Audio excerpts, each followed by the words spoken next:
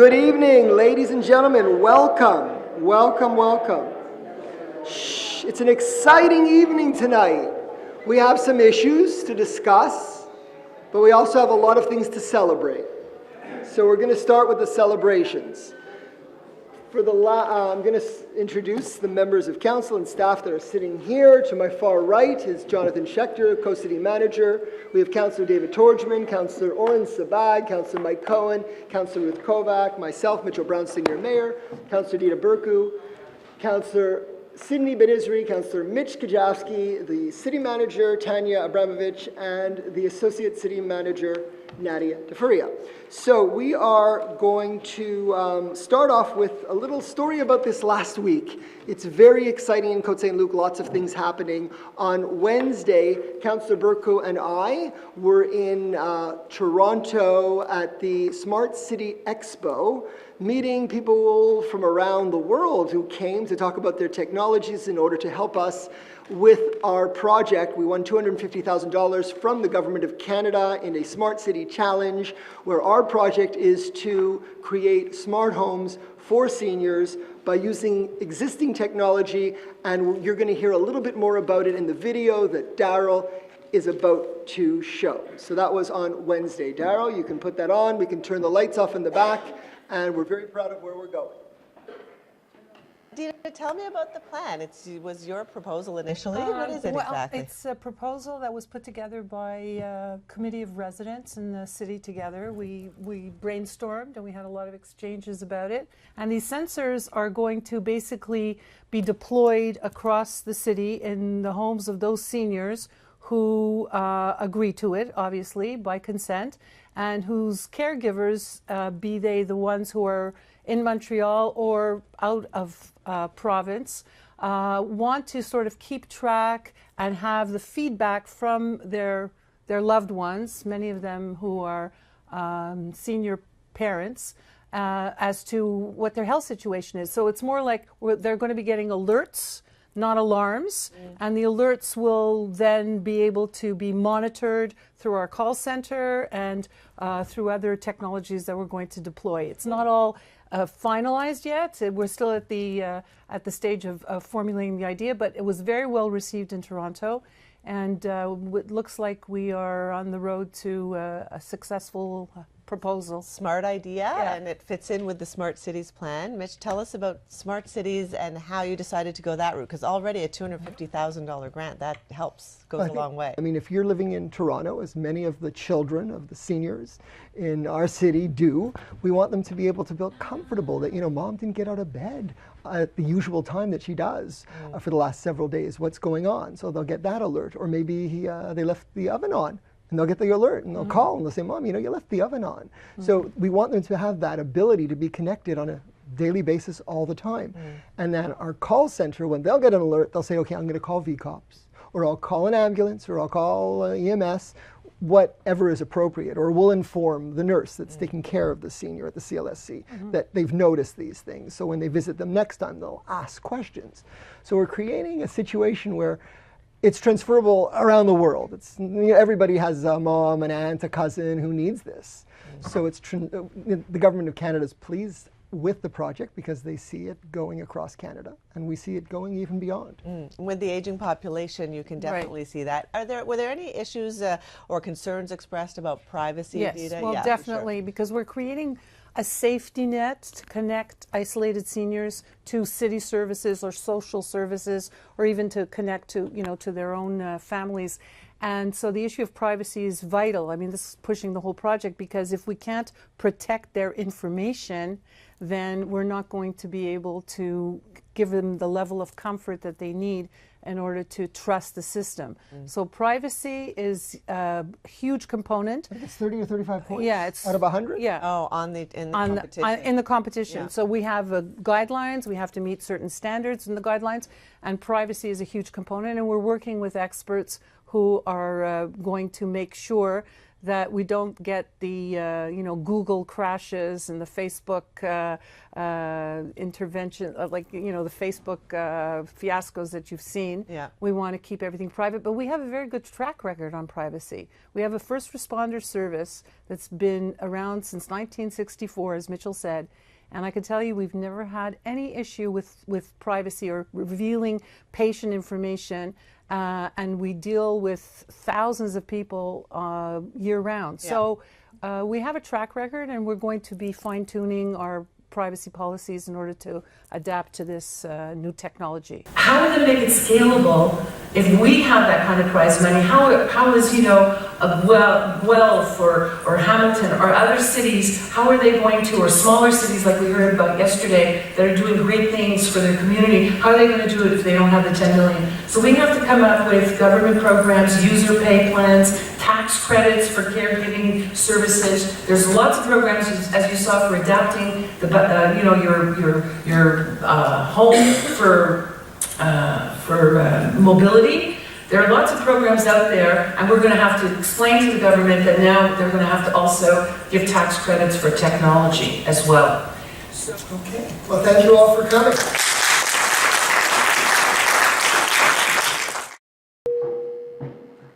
So now we're up for a $10 million prize. If our project is accepted, we're going to continue on November 9th. We're meeting the judges again. We're meeting all the time. It's like having a second full-time job, figuring out how to do this. I know Councillor Burko is working around the clock.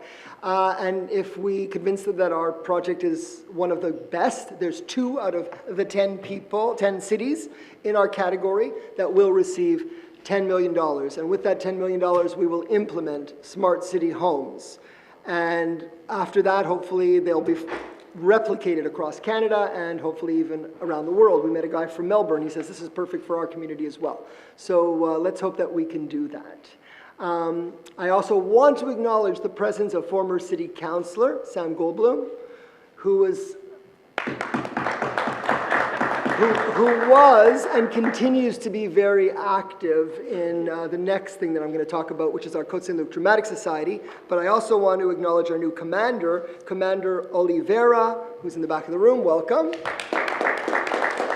Commander from Station 9. Now, I met with him. He's very accessible. He speaks many languages, fluent in English, French, and other languages as well. And he's going to be a great asset to our community. So you're very welcome, and we're glad to have you. Glad to have you. So yesterday evening was also very exciting, and that's why I have our artistic director, Nisa Cameron, here. But before we tell you what happened, show them what happened last night. Thank you, Daryl. Excited people in this room, and Taken by my wife, Elaine Brownstein. Thank you. to Joseph. Dramatic Society.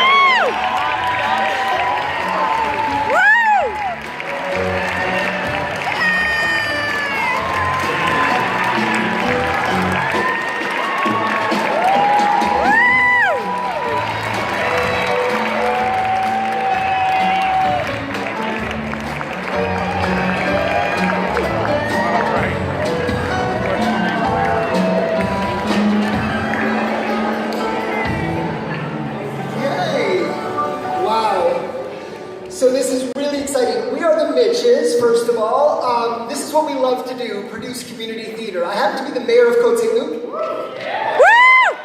the city council responsible for community theater. And why we do it is because we know in Côte Saint-Luc that theater provides a quality of life for actors, audiences, and our creative team. And we are blessed to be able to do it because it improves the quality of life for all of us. And we are all blessed. So I always say, enjoy every moment of life, enjoy this moment, and it's all thanks. We started about 7.5 years ago. We brought on this amazing artistic director, Nisa Cameron. As My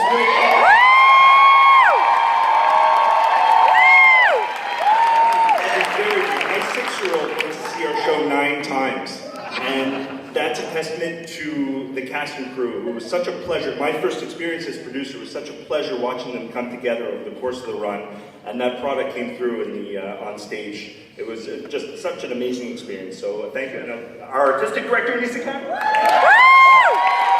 First of all, thank you to all of the other nominees, everybody.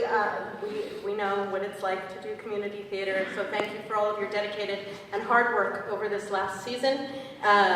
You've done some spectacular work, so thank you. And we're proud to share this, the nomination with you. Very quickly, because it's a 2-minute, thank you to my ASM, Sam Sturmer, to our amazing band who doubled as extra brothers, because there's a lot of brothers in Joseph, our lighting designer, Linda Babbins, our costume designer, Elise Mallow, set and props by Rachel Ann Germinario, the monumental task of production manager and stage manager goes to Emma Lorick. My assistant director, Ryan Kligman, who should actually be up here on stage with us, so Ryan. My choreographer for the last 4 years and such an inspiration, Alexia Gord. Our amazing musical director, a collaborator and dear friend of mine for 14 years, Nick Burgess. And my amazing production team, including Ryan Nemiroff from Parks and Recreation, and my stalwart and dedicated producers, Mayor Mitchell Brownstein, City Councilor Mitch Kajowski, our incredible cast of 40 people who range in age from 8 to 75. And to the City of Côte Saint-Luc, our donors and sponsors, thank you for believing in the power of arts and community. Thank you, everyone.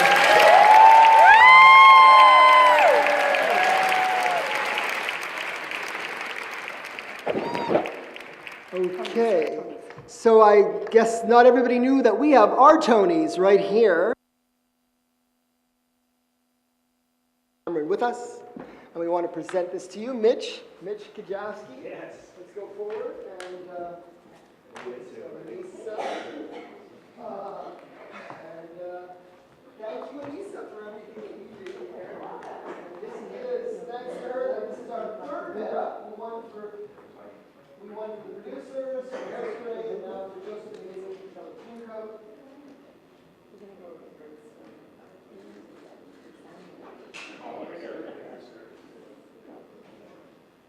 And council can come forward if you want a picture too. I just want to say that Côte Saint-Luc is unique in North America for being a municipality that believes that arts are as important as athletics in the life of their citizens.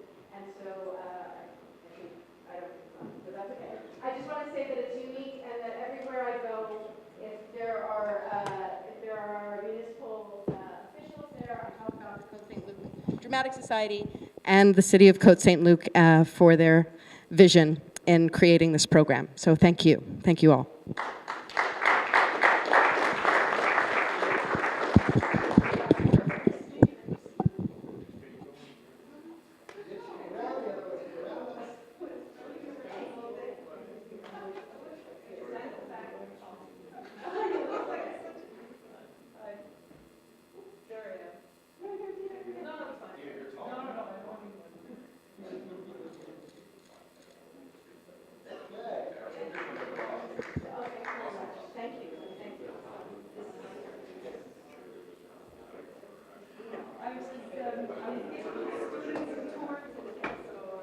We're going to put it in Parks and Recreation. You can hold it.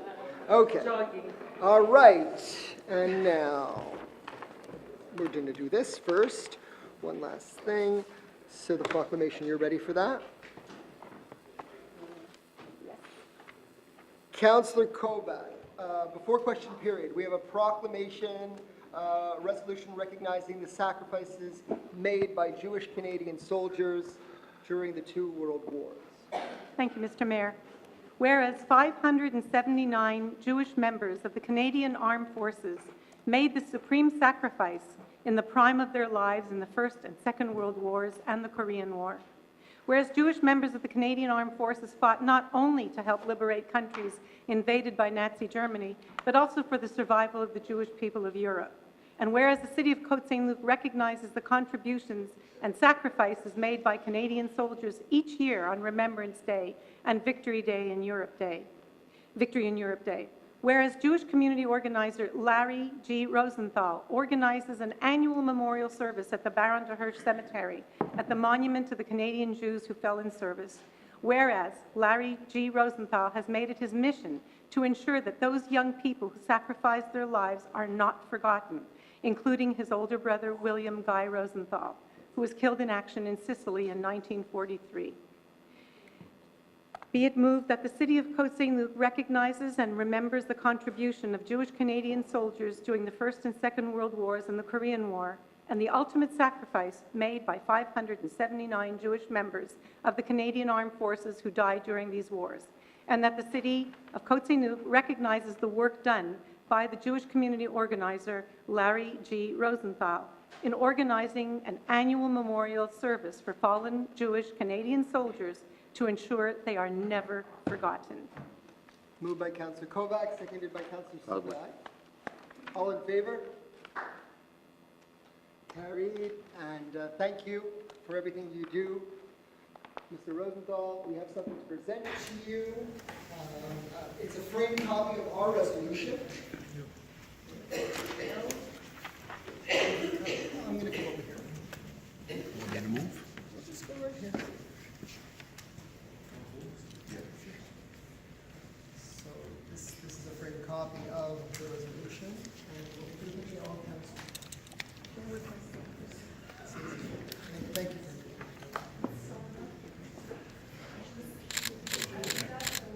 This way.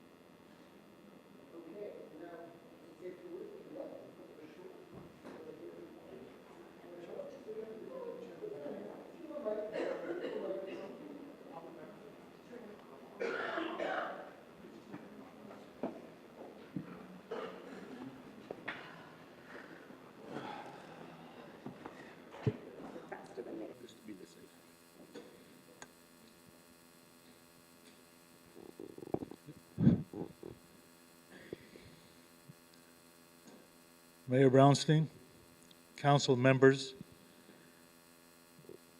I'm moved by this here. Dorothy and I, my wife, moved from Chambéry to Côte Saint-Luc about 7 years ago. Up to that point, I knocked on many doors, MPs, government offices, councillors, MLAs. I was making very little progress. In 1972, I visited my late brother's gravesite. There was a Magen David there, where there was blank space where normally, as per our custom, the Jewish name of the deceased and their father's name. That was the first battle because I had to talk to government people and say that this is appropriate for us. And they said that, well, your parents, the next of kin, had the opportunity and they failed to do it. Obviously, I didn't accept that. Many things have happened. Since we moved to Côte Saint-Luc, things have changed. Right? I guess the prestige of living in Côte Saint-Luc has done something, because now instead of one monument at Baron de Hirsch Cemetery, the military section, there are 3 monuments that have 579 names of all the soldiers who died. Previously, well, the Y used to run various things as well in recognition of the soldiers. Then it dropped off.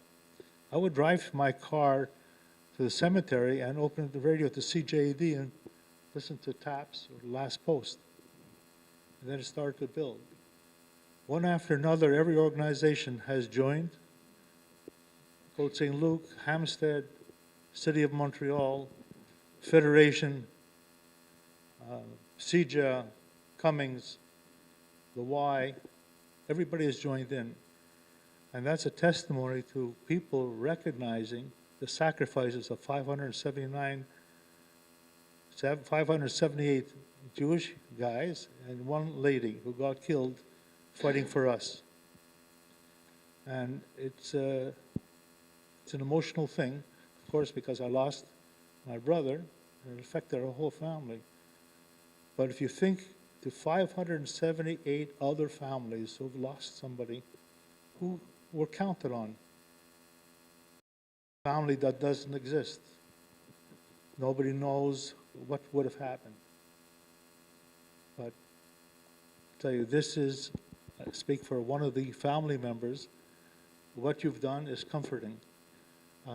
You followed the lead with our MLA, Birnbaum, Mr. Birnbaum, who got the province of Quebec to recognize the sacrifices made. And now with you, it's greatly appreciated.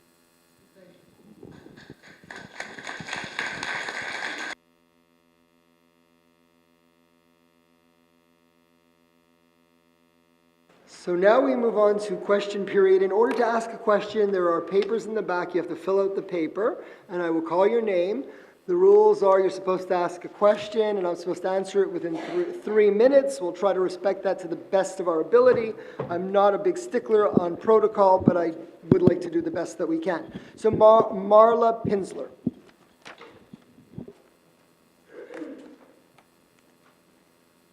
Thank you, and thank you Welcome. for allowing me to speak. My first time here at council. Well, it's always fun, as you can see. There's lots going on. Come back again. I've been a resident of Côte Saint-Luc for a very long time. It was for 30 years, and then I moved away to that place down the 401 and came back. I knew that I wanted to return to Côte Saint-Luc. Shocking, I know, that someone came back. But it's because of the fabulous way of life here and wanting to raise my son here. I'm coming today to talk to you about Rembrandt Park, which is in my area, where I live on Merrimack. Much to many of the residents' surprise, there has been, since it's created, because I was there when I was little and it was created, there was a skateboarding and BMX kind of biking bowl, and it was the only area in the city for this. The closest place that we can do this for families who want to partake in this kind of activity is in Montreal and NDG, but it's actually not that safe because it's all concrete. This bowl was destroyed or demolished about six weeks ago or so. None of us were notified. And I did speak with my counselor, and he wasn't aware that it was happening at that time. He told me that it was about safety, that perhaps for the elderly people walking there, that it would be dangerous. I found that kind of surprising since it's been here for about 45 years. I'm there almost every day in the spring and summer. My son has some special needs. This is an activity that he absolutely loves in a city where it is surprising that there aren't really too many special needs of any activities, and that's a whole other issue. But there are many families, young families, who are the future of the city and are frustrated by the fact that there's no consultation on these kind of things. And when I was told about safety and security, so for the last 6 weeks, there's been red tape on the ground, mud. I've actually been in the park where I've had to help people who've fallen because of the mud. So I wanted to know why this was done, when we will have something else. What I was told was it was just going to be grass. In an era where kids, 1 in 7 kids are obese, there's a smartphone addiction crisis going on. Kids who want to play in parks and have activities, it's healthy, it's for all of us. And so we just want to know why also some other equipment or some other idea to put in that area was not done for that park, which there's always tons of people, and it's a great place for families to be. So that was my question. So we do invest heavily in our parks. We're doing a lot of renovations around the city, including some small park renovations.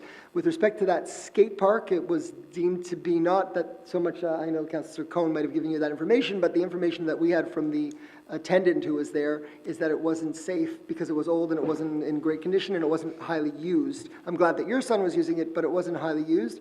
So it either had to be redone. an investment had to be made to either redo it or get rid of it. So because it was not highly used in other areas, we do have another one. We do have one more in Côte Saint-Luc. It's on Bailey, and it's in good shape. It was made, I'm not sure how many years ago, the one on Bailey? What is it called? Earl Park. Earl Park, it's quite nice. It's very... Fletcher Park. That one is heavily Nobody knows. used. I did call and nobody told me that. It is in Fletcher Park and it's heavily used and it's in really good condition. I'm sure your son would love it.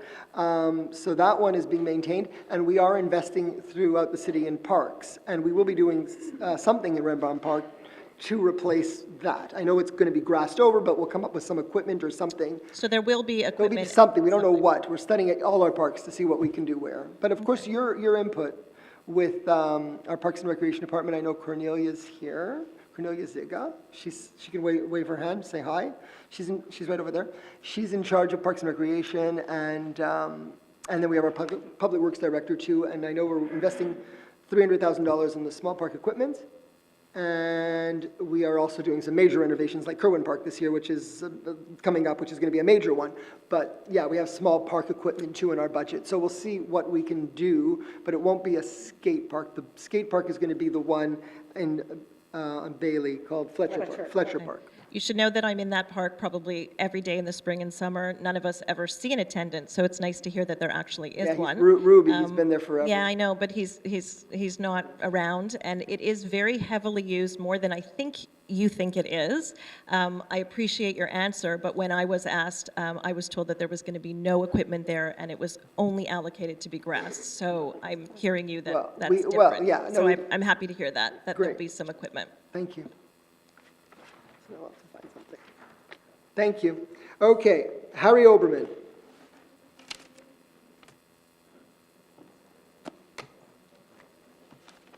Harry Oberman, 6800 McDonald. Welcome. Haven't been here for a while. I'm calling in reference to the modification for the zoning on the empty lot at Abraham Nasola. I looked at the blueprints. It's supposed to have been, quote, high-class rental unit.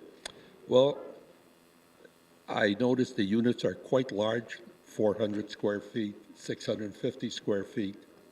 I noticed also there's no swimming pool, there's no exercise room. If this is what they call high-end, well, God help us.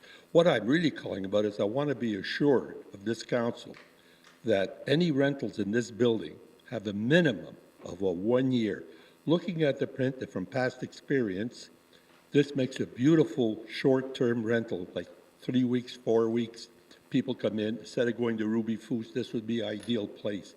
The units are really small.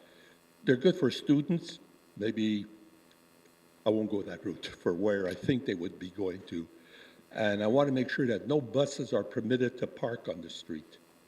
I'm looking down the line for this type of residence, and I've seen it more so in the U.S. than here, truth be said.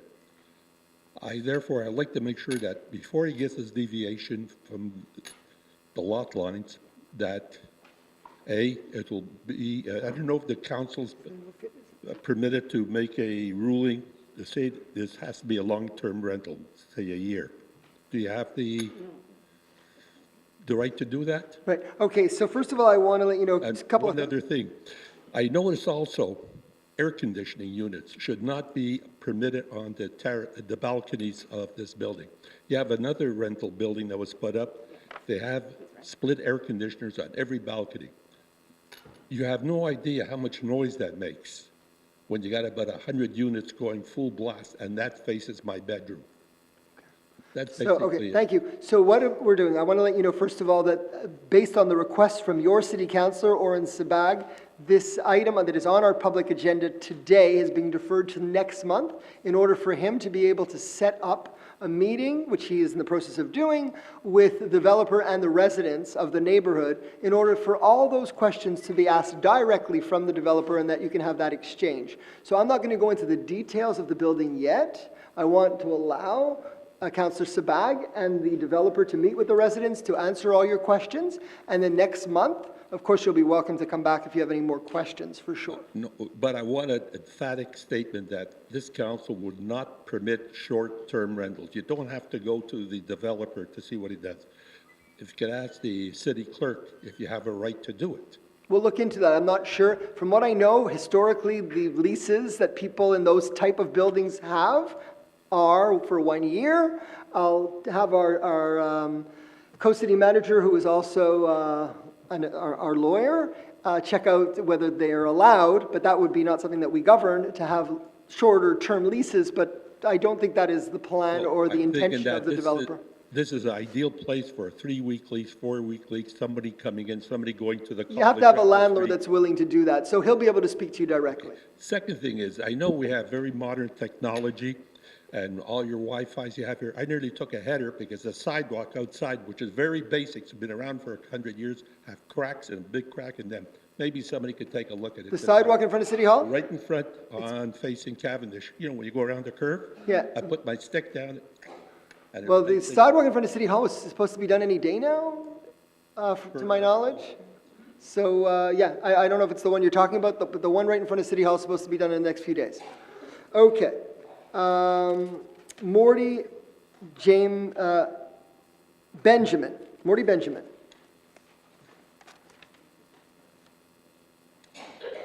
Hi, I'm a resident at 6803 Abram de Sola, and a lot of my questions are along the same line of his. But since it'll be covered, my question is on the traffic density on Vizina, which presently is impossible. Now, I know we met with Councillor Seabag a while ago, and he said there's not much that can be done, but a lot can be achieved if Vizina, and it may be Montreal at that point, could be made one way going east, at least for the rush hour in the morning. To get from Abraham de Sola to DeCarry at any time between 7:30 and 9 could be a 45-minute trip. And it's just ludicrous. I mean, the city is worried about pollution. I mean, you just have cars coming out of DeCarry Square, cars cutting in from Coolbrook and the other streets, and cars cutting each and every way, blocking the intersection. I mean, when the police are there, sometimes they have a field day. And the other question is the impact this new building will have. This new building is scheduled to have 122 units. We have 80 units. The Vicont has, I think, 204 units. You're adding 122 units to a building roughly the same size as ours, which is about 50% more. And a lot of it is because they're small units with no amenities that make it a higher-end building. So we're concerned about the traffic that this is going to be generated in the whole area, the parking problems, even though there's indoor parking, whether a lot of these people will park on the streets. And I know most of the people in our building and many in the Vicont are quite concerned about Well, these in issues. terms of the idea, we will have an urban planning, a member of our urban planning department at the meeting with Councillor Sabag, so he'll be able to discuss your ideas with respect to Vizina. But you should know that this is an apartment building, not a condo. So in condos where there's 2 bedrooms or more, often, there are more cars than there will be in this building per unit, which is going to be smaller. But in terms of traffic, we do have to study the number of cars that we expect and how we're going to manage it and how the City of Montreal can work with us to manage it. So it's very important that our urban planning department is at that meeting. Regardless of the additional building, There's more cars. the problem exists today. It's an awful, awful problem. 100%. I mean, I've if been you on have to Vizina. get out of Côte Saint-Luc from that in the morning, I mean, if you have an appointment with the Jewish, at 9 o'clock, you have to leave at before 7:30 for a 10-minute drive. If you have anything else, I mean, it's just gridlock. So even without this, and we had mentioned this to Oren at our meeting, something really has to be done with the city. There's one handicapped spot, we were told, on Vizina, which is why they can't make it one way. That spot is never used. We pass by constantly, no one is there. And if you'd make it 2 ways going east, at least to facilitate traffic for those that are not going left on DeCarry, but that are going east on Vizina. Right. Well, I have our Director of Urban Planning, Charles Senegal, is in the room, so we should take note, he's over there, take note of the problems on Vizina and see what we can do with our partners in Montreal. Okay. Okay, thank you. Mario Shikora. I don't know if I pronounced your name right. Okay, thank you. Most of the questions are in relation to the new building, so it's being deferred to the next meeting. Yes. As far as the congestion is concerned, I asked Mr. Sebag to perhaps choose a couple of mornings and see for yourself what we live through every day to get out of, that neck of the woods, because it's really, it's a nightmare. So maybe, choose a couple of mornings, not the same ones, and come and see how it is. Yeah, Councillor Sebag, if you do want to make any comments, you're welcome. Go ahead. Thank you very much for the comment. I'd like to say that I was there a few mornings, not only recently, but also during my campaign. So I totally understand the issues and certainly the frustration around the Vizina area.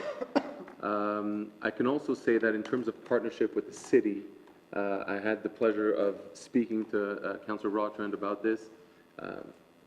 Councillor Kujawski was with me at the time, and there's a little bit of resistance, I'll be honest, at this point. So we're trying to work around that. Resistance from the other side. Montreal. Anyways, that's... Thank you. Irving Ittman. Can I comment? Oh, sure, Councillor. Okay. First, Councillor Burku wants to make a comment Okay. on the last issue, and then Okay. Irving Ittman. Yeah, so I wasn't there on the morning, I was there on Sunday, 1 o'clock. And it took 15 minutes to get from McDonald to DeCarry. Completely. On a Sunday, 1 o'clock, yeah. So we're very aware of this problem. We formed actually a committee of intermunicipal leaders called Crossing DeCarry. That's the challenge. How do you cross DeCarry?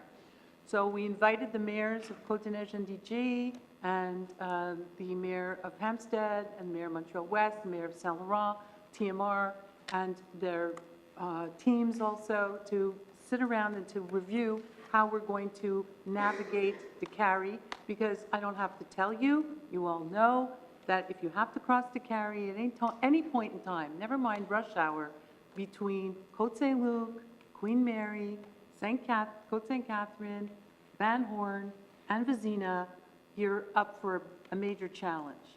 So we need the cooperation of the City of Montreal. They must understand that in order to make DeCarry more fluid and to make all those intersections flow better, faster, and in a more intelligent way, we're going to have to work together. We tried to have a first meeting with their technical team. I don't think the message got through to them, because the mayor of Côte-Neige and DG is very open to it, and she asked me when I met her recently, when are we having our next meeting? So I would like to move forward with this, and we all want to do that. Many councillors came to that meeting. We all want to move forward with this, but that's sort of mixing two problems. The problem of congestion and crossing DeCarry is one issue. The issue of the Abraham de Sola building, although it could add to congestion, not necessarily sure, because of the nature of the types of units. They're not all going to have 2 cars per apartment, that's for sure, and the parking is more than satisfactory for that building. So the issue of the new development, it's conforming to our zoning. We're quite limited in what we can do when something is absolutely conforming to the letter of the law.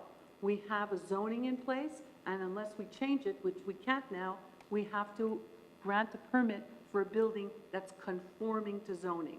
It meets the height requirements, it meets the footprint requirements, it meets all the other requirements. So some of the issues that Mr. Oberman brought up, we'll look at, but fortunately or unfortunately, this is the situation that we're in right now.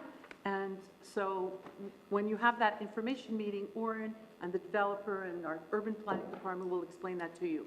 The issue of congestion, we need to address it in a more global way. We're very aware, and I'm very happy you came to the meeting, because I would like to set up a committee exactly for that reason, because Westbury is being built, and what do you think is going to happen when they put up the Westbury?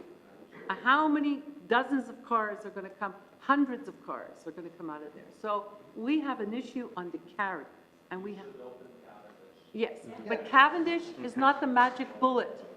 Cavendish, it will help only to the extent that we alleviate DeCarry, because we don't want to transfer all the traffic from DeCarry onto Cavendish. okay? All right. 1 second. Well, you can, if you want to ask a question, you have to fill out the form because I still have a bunch of other people. But Councillor Sabag wants to make a comment. Okay. Thank you, Mr. Mayor. I just wanted to add a quick side note.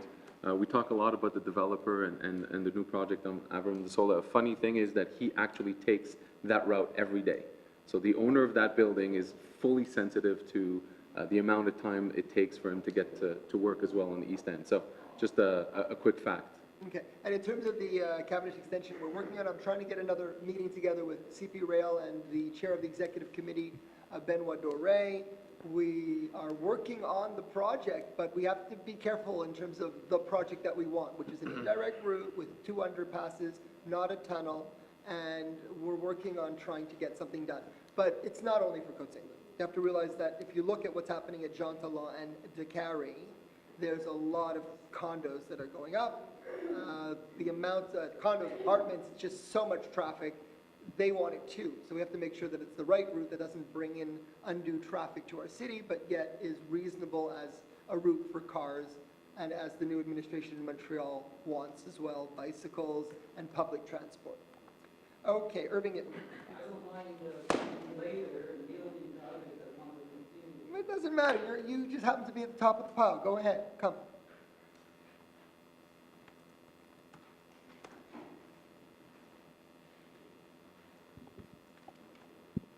Mayor Brownstein, I have had 3 items, but there are 2 items, not necessarily in that order of importance. But I noticed that tonight on 11B, you are going to read the second draft of the bylaw regarding tempos. Now, from what I've observed with your mayoralty is you like to seek a consensus. Now, I'm sure that the decision was taken behind closed doors.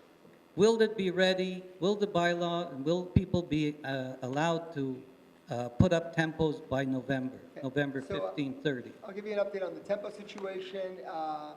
We're not passing anything tonight. What we are going to present when we get to that item is the results of the petition.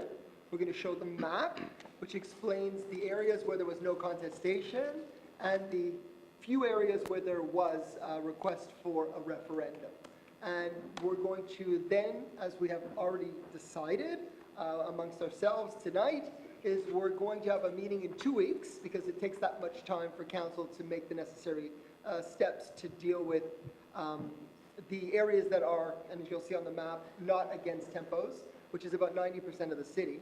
And that's after posting on our screens, sending a personal call out from me, being on CBC, Global, CJAD, councillors sending emails to every constituent they know, people going door to door.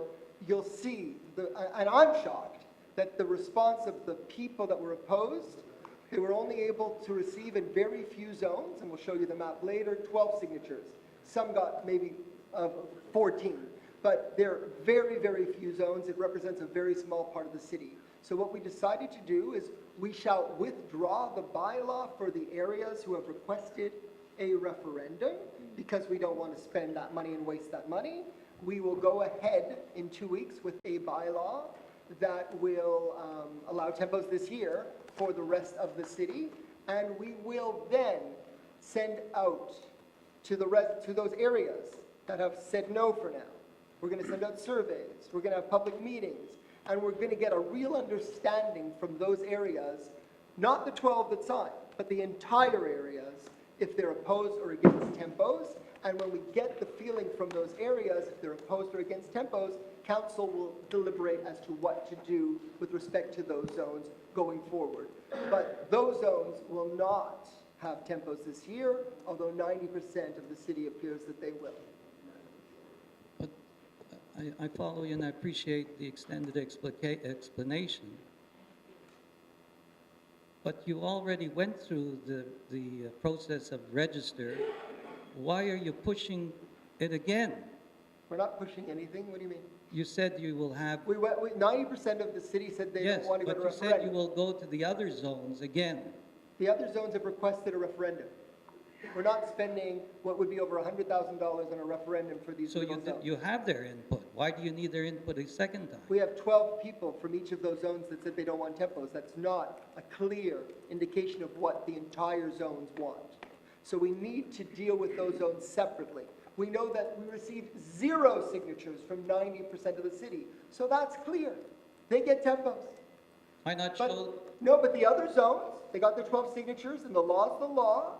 So we cannot, by law, we cannot we cannot push through tempos in those zones. That's the law. We can either go to referendum, which council decide not to do, or we could withdraw the bylaw in those zones. Those are our only options.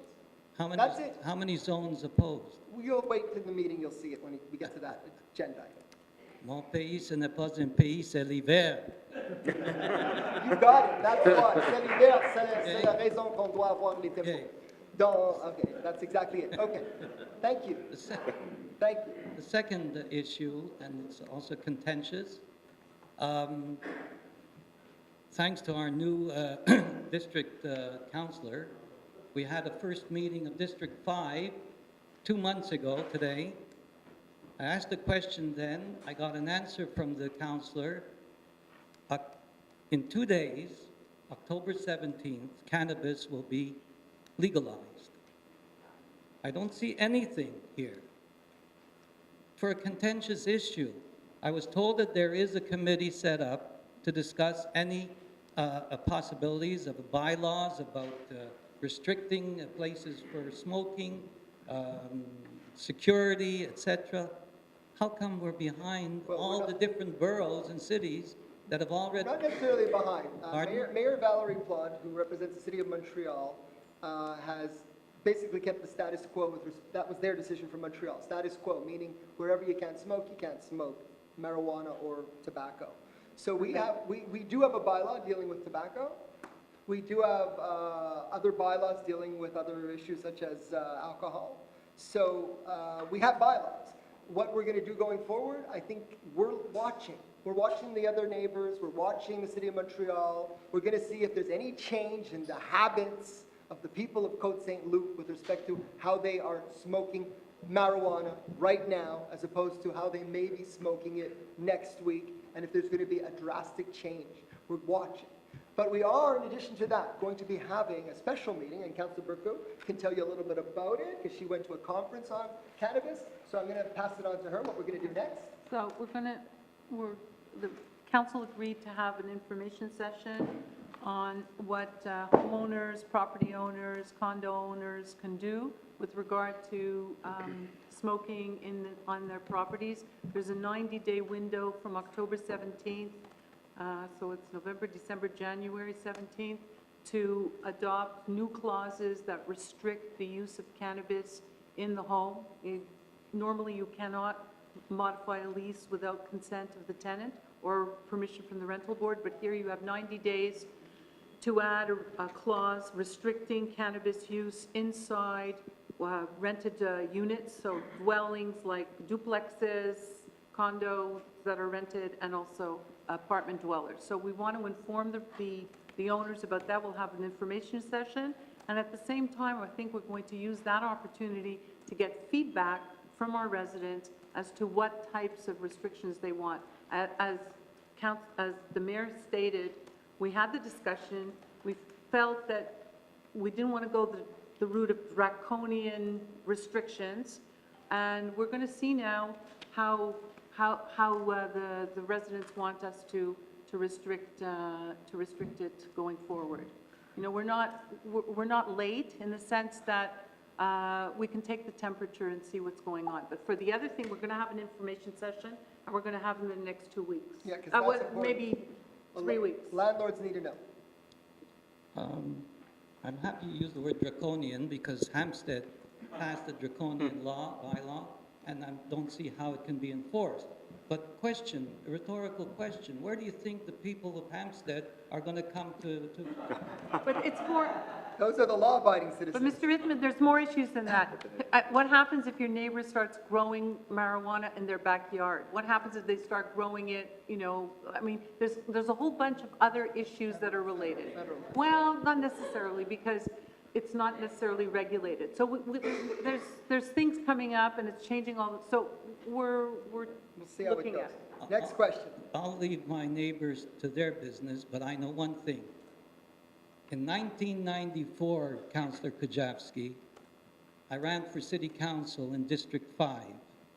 In my pamphlet, my campaign pamphlet, which I'll bring up next time, was a question of all these things in 1994. Now, we know that there are people smoking up in the parks and the dark streets, and we know that public security goes like this, you know? So my question is not to make headlines, the question is, why are we not set up now? I understand your position, you want to see the lay of the land, etc. That's not for this issue. Our Prime Minister opened up a can of worms and left everything to the cities, the provinces, and the towns. And we have to show leadership. Thank you. Thank you. The next one is Evelyn Ruckenstein.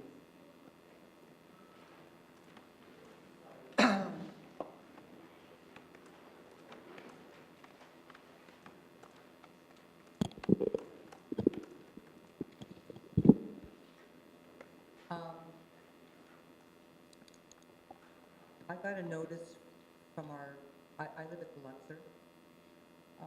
This is with regard to the size of the building that's going to be erected directly outside my window. The bylaw apparently is, they're asking for 10 feet longer and 10 feet wider. I know you're going to be addressing these issues next month. I may not be here next month, we're going to be away. Do you have any idea when that meeting might be? The meeting with the developer, Councillor Sabat? So I spoke to the developer today. I actually met with them, and they're coming back today or tomorrow with a date, which is going to be in the next 2 weeks. That's the intention. So in the next 2 weeks? In the next 2 weeks. So perhaps you want to share contact information with Councillor Sabat so you can make sure that you receive notification. Certainly. Yeah, anybody at this meeting that has an interest in attending that meeting, I would suggest that we have a piece of paper in the back that we get their email addresses and make sure that they are informed of the time and place of that meeting. So can we set that up? Condo Association, though. We'll let the condo association know too, but I'd like people to be able to sign up in the back. If you'd like, leave your name and email so we make sure that you know Sure. when that meeting is. Myself, I have an objection to the size of the building being larger than ours. That's where I face. And I'm also, some things were brought up this evening that I didn't even think about, that it's a rental building, that the units are small, that there's no pool, that there's no gym, which sounds to me like something that could be Airbnb, short-term. I think that we live in a very lovely residential homes and a beautiful, I think our building is beautiful, and the idea that we may be getting something like that right next door really, really bothers me. No, we'll definitely address those issues at the meeting. I sure We'll follow hope up. Okay, thank you. Thanks. Dr. Tonchin.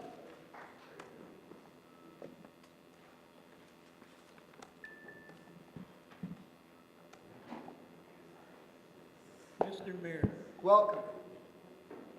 I am very concerned with the provincial election because things are not going the way they should. And we are guilty with the council as well. Now, what is going on? We have a change of government, which can always happen. The government is going conservative, which can happen. But what are we doing to establish? When I moved into Côte Saint-Luc, it was over 50 years ago. I am still a citizen of Côte Saint-Luc, and I'm very disturbed that nothing has been done with the extension of Cavendish. And it's time, because the government has changed. I don't know what they're going to do, and neither do you. So we have. Dr. Tajay, I just spoke to about the issue of Cavendish. First of all, it's more of an issue. Our member of the National Assembly has remained the same, David Birnbaum. Yes, there is a new party in power, the CAQ. Let me finish first. But I'm giving you an update on Cavendish. On Cavendish, we're dealing with I'm not Mr. yet. Doré and with CP Ray. I don't like to be disturbed when I'm talking because I'm very disturbed in period. I know what's going on. Nothing. That's the bottom line. And nothing will be done. That's the bottom line. Because it's over 50 years that I have been fighting for the extension of Cavendish. That's the problem. And there's no land to build Cavendish to the west end anymore because Côte Saint-Luc is booked. I was around when they opened the area where I used to live in. I saw it being built from scratch. Can I answer your question? Could you end Not your? yet. No, because it's 3 minutes. You're already over 3 minutes. So please get to your question. You're over 3 minutes. Get to your question. I want to make it clear that we are, you know, you disturb me and I lose my thought. You're That's talking the about problem. Cavendish extension. That's the problem. Because I'm very annoyed what's going on with the extension of Cavendish or the Carry or anything north. Because when you go by and you are stuck for an hour or two at business time, it's terrible. We need to open areas and they're closing. I started to tell you, I was around when Côte Saint-Luc opened up. I knew 5 or 6 mayors in Can I answer? Saint-Luc. Can I answer? Are you going to end shortly? Because I need to answer. It's not a one-way discussion. You get a question, and then you let the mayor answer. Can I answer? Okay. Thank you. Thank you. So we heard the question. I understand the question. I first want to thank you for coming to council. This is a person who's been coming to council meetings probably for the last 50 years, and I congratulate you for it, and I wish you good health. I want you to be there well when we get the extension of Cavendish. There is the indirect route that still exists.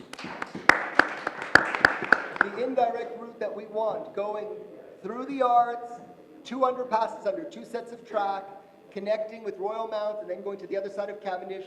That's what we want.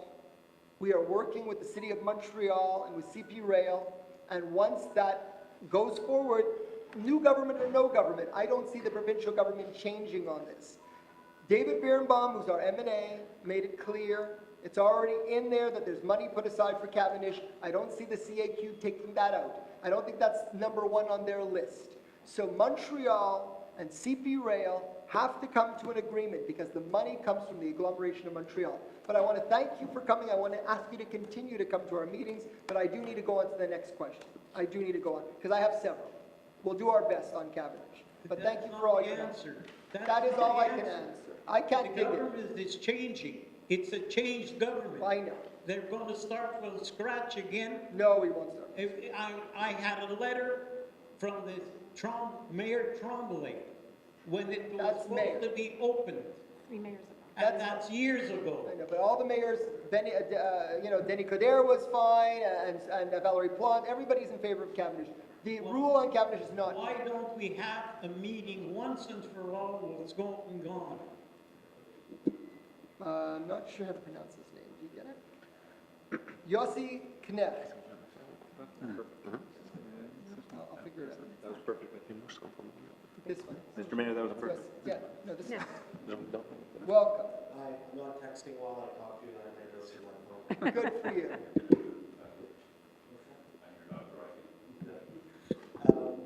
So my issue is a new issue all of a sudden for this meeting. So we've had a lot of stuff going on with the right turns on Bailey. I know a couple of, Councillor Burke was aware. So we had, the issue is that they had excess traffic on Glencrest and they're trying to fix that problem, we had a huge meeting about it several months ago. The city offered some proposals based on their study. With all due respect, the city did not come up with any good solutions, and they had many false assumptions as well. I happen to live on Fleet between North Luke and Robinson. Okay, so now what's happened is there was work done on the aqueduct. I think it's right, the aqueduct. I don't know if that work was planned or not planned. But what has happened is they had to close Bailey at North Loop because of it. And now that the work is done, it seems like that is being taken as the solution. So the questions that I have, because based on the meeting that we have, I'm not sure that all the right things have been looked at and not that all the assumptions have been made. My first question is, this is actually more of a statement. This kind of looks like we're just kicking the can down the road, and the people on Glencrest have been complaining. The numbers that we've seen suggest that they're justified in complaining, so there is a factual basis, but that the problem or the fact that we had some construction that had to happen has allowed that problem to maybe be pushed to myself on Fleet, Nice, Regal, is it Regal or Regal? Regal. So my question is, which I probably won't get an answer for, is this a case of, let's just see if these guys scream louder than the people on Glencrest? Okay. My other question was, is there numbers that someone could share about where the traffic came from specifically? Does it come from down Fleet? And if so, is it people coming, where are they going? The through traffic I'm talking about, specific, is there numbers about that? We were told at that meeting that there would be another meeting. I personally was told that I would be spoken to again. I was not. Then I would like to know, we're going to obviously study where the traffic's going to go now. So we're going to study all those three streets and Robinson and the school, all those things are going to be done. And then I know that there's going to be further restrictions in place. So what's happening for the residents in my part of that area is it's just become more difficult to get in and out of my area. So like getting back to my house per se has gone from, you know, this to this. Right, I got it. Right. Councilor Burko, take note of all your questions. I know she's working very hard on the file. And One more. My last question is, I proposed the idea of windshield permits for people who live, so that you just allow that to happen. So I'm curious what's... Windshield permits. Like a permit for... Right, I'm allowing not people listening. Windshield permit request. Okay, go ahead. So... What do you... Jordy, I have a whole thing going with him about that. The stickers, I know, the stickers, I got it. Okay. What, Jordy wants windshield? No, I think it's a good idea in certain areas, but go ahead. Okay, and that's the first I've heard about that. Yeah. That's interesting. Okay, so Yossi, you don't mind me calling you Yossi? Of course not. Okay, so I'm very happy that the new commander is in the back of the room. So we will have a chance to discuss this issue because a little bit of this issue, it results from the introduction of a no right turn that we put in place, and where the police were very efficient in giving tickets, and so we found that that was also a bit of a problem, because even though we put up the signs for the 4 to 6, people just were not reading the new signs, and they were doing it anyway, and the police were giving tickets.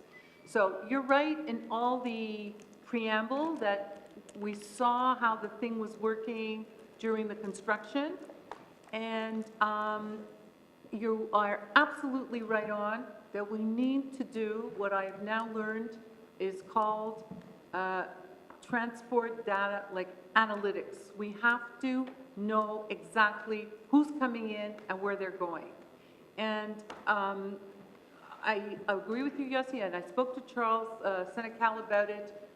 Now that we have this new pattern in place, we're going to track, we were already in touch with a company that's actually going to track not the volume, but where the traffic is coming from and where the traffic is going. And as we put in the letter, which you received, Okay, I hope you received. This is, it's a trial period, and it's not about who's screaming the loudest. We want to actually have the traffic go down Cavendish. The object of all the exercise is to say the traffic that needs to go down Cavendish should not take our neighborhood as a shortcut. That's all what it's all about. It's not, we don't want to prevent people from going home. I myself used to use Bailey and Glencrest to get to King Edward. Obviously, we want people to get home the easiest way possible. But it's about the traffic that's using the neighborhood as a shortcut, and they should use Cavendish.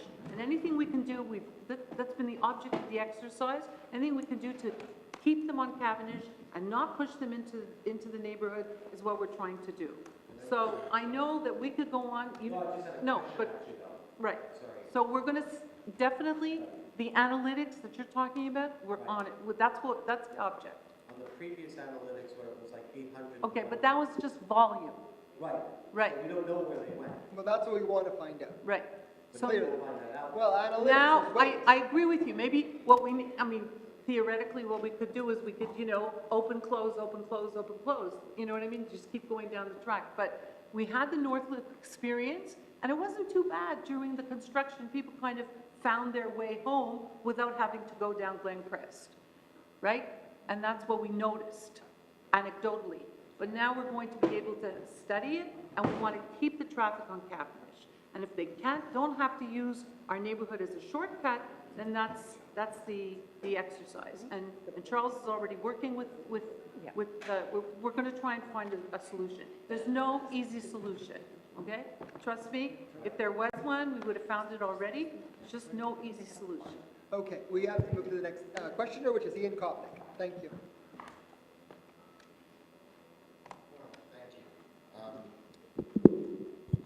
On the subject of tempos, I know the decisions basically. Okay, should look that way. On the subject of tempos, I know you said there's going to be the presentation, and we'll find out which zones being permitted and which not. So, but I guess the lawyer in me dictates that I ask this question, anyways. I viewed the proceedings of the last information session online. I wasn't able to attend that night, and I noticed that there were a number of residents who were saying that they can't basically use their garages to avoid getting into their cars in icy driveways because the garages were essentially being used for purposes other than parking their vehicles. Now, I understand that, and space is always at a premium, but if you draw the analogy to overnight parking permits, in order for a Côte Saint-Luc resident to be entitled to an overnight parking permit, they have to show that they have an insufficient number of parking spaces on their property, and the garage counts as a parking space, not as a room in the house. So my question is, shouldn't the city be looking to apply its bylaws consistently across the board? And why would a garage not be considered a garage for the purpose of tempos, but is considered a garage for the purpose of overnight parking permits?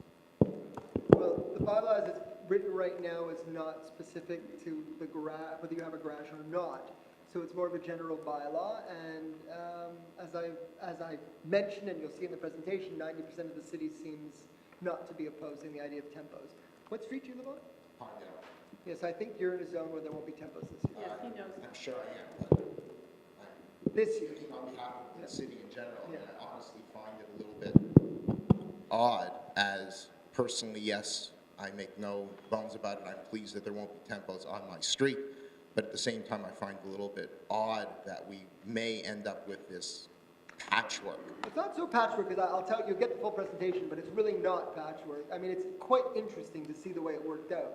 The main zones north of Hampstead, not all, whatever, that area.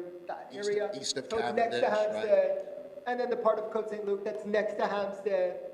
It was pretty, unbelievable. It's, most of the rest of Côte Saint-Luc, fine with it. Not everything, but most of it. So it's really not such patchwork. It's like when you're driving towards Hampstead, there's no tempos. But if you're in the rest of Côte Saint-Luc, they're all. So It's more or less what it's going to look like. So I just got back from Germany, so it's going to be West Berlin and East Berlin, right? It's the people that live close to Hampstead. All right, thanks. Okay. Okay. Thank you. The next, I want to pronounce your name right. I'm not sure if I will. Beth Rory, maybe? It's not clear. But you live on Terrebonne? Terrebonne. Welcome. And I'm sorry if I pronounced your name wrong. You can introduce yourself and welcome. Greetings to everyone. Welcome. Mr. Mayor. My complaint is that I work around here for about 30 years or more and looking after the elderly.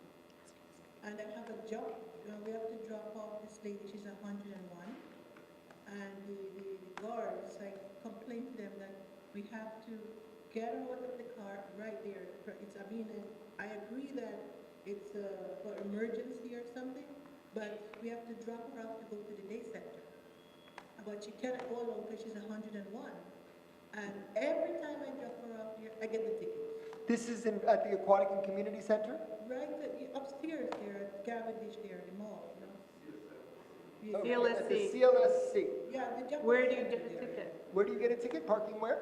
Right, I don't really park, I just park and take her out, put her out for the other person to take And her. at the Econo Fitness. And I get a ticket even Monday, I get a ticket again. At the mall? I'm not sure. Our Director of Public Safety is in the back. Turn around for a second just so you can see him. Maybe you could speak with him about the problem and see if there's something that you can do, but it doesn't even sound like it's on a city street. Right, It sounds like it's on the Cavendish Mall territory. So we have the police here today, and we have public security. They give out all the tickets, Yeah, but, not me. yeah, I know it's not you. So I think, no, but you can go and speak to them today. You have that, you're lucky that you're here, because they're right in the back and you can speak with them directly. The thing is, what I want to do is that you should, as you're the mayor, you should make sure that people don't get tickets there, because Right. it's a public place and it's a place where you go to buy stuff. Ask them all for a drop-off. To buy We should ask them all if they can give us a drop-off zone. No, Well, see if there can be a drop-off zone. So Director Wrightson, I'm going to task him with the request. You don't have any tickets? No, we're going to ask the mall, the Cavendish Mall, because it's not our property, if we can have a drop-off zone for your exact problem. Can you be specific about where it is, in the front or in the back at the Well, in CLSC? the back and the front is the same thing. It's a thing that you're not allowed to park here. The entrance to where you're dropping off your resident, is that at the back of the mall where the CLSC is? No, the front part where there's the bank of, no, TD Bank, yeah, right, the TD Bank there. Okay, that's a fire lane, so that's a problem. But in the back, if you're bringing them to the CLSC, is something we can ask them all to So do. everybody park and drop off there. No, they get tickets because it's a fire lane. It's a hazard if you leave a car parked. You're not leaving the car, you just stop. I know, they don't know that.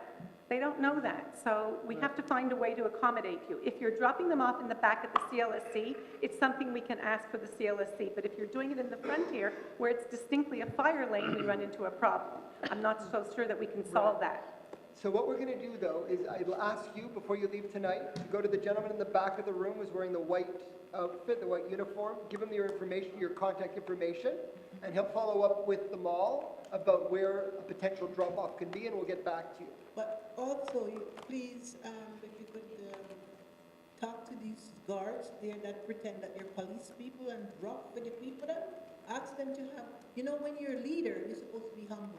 They're not longer. They're telling people off and say, oh, this is another, talk to people like you're a human being, you know what I mean? Well, for that, I agree.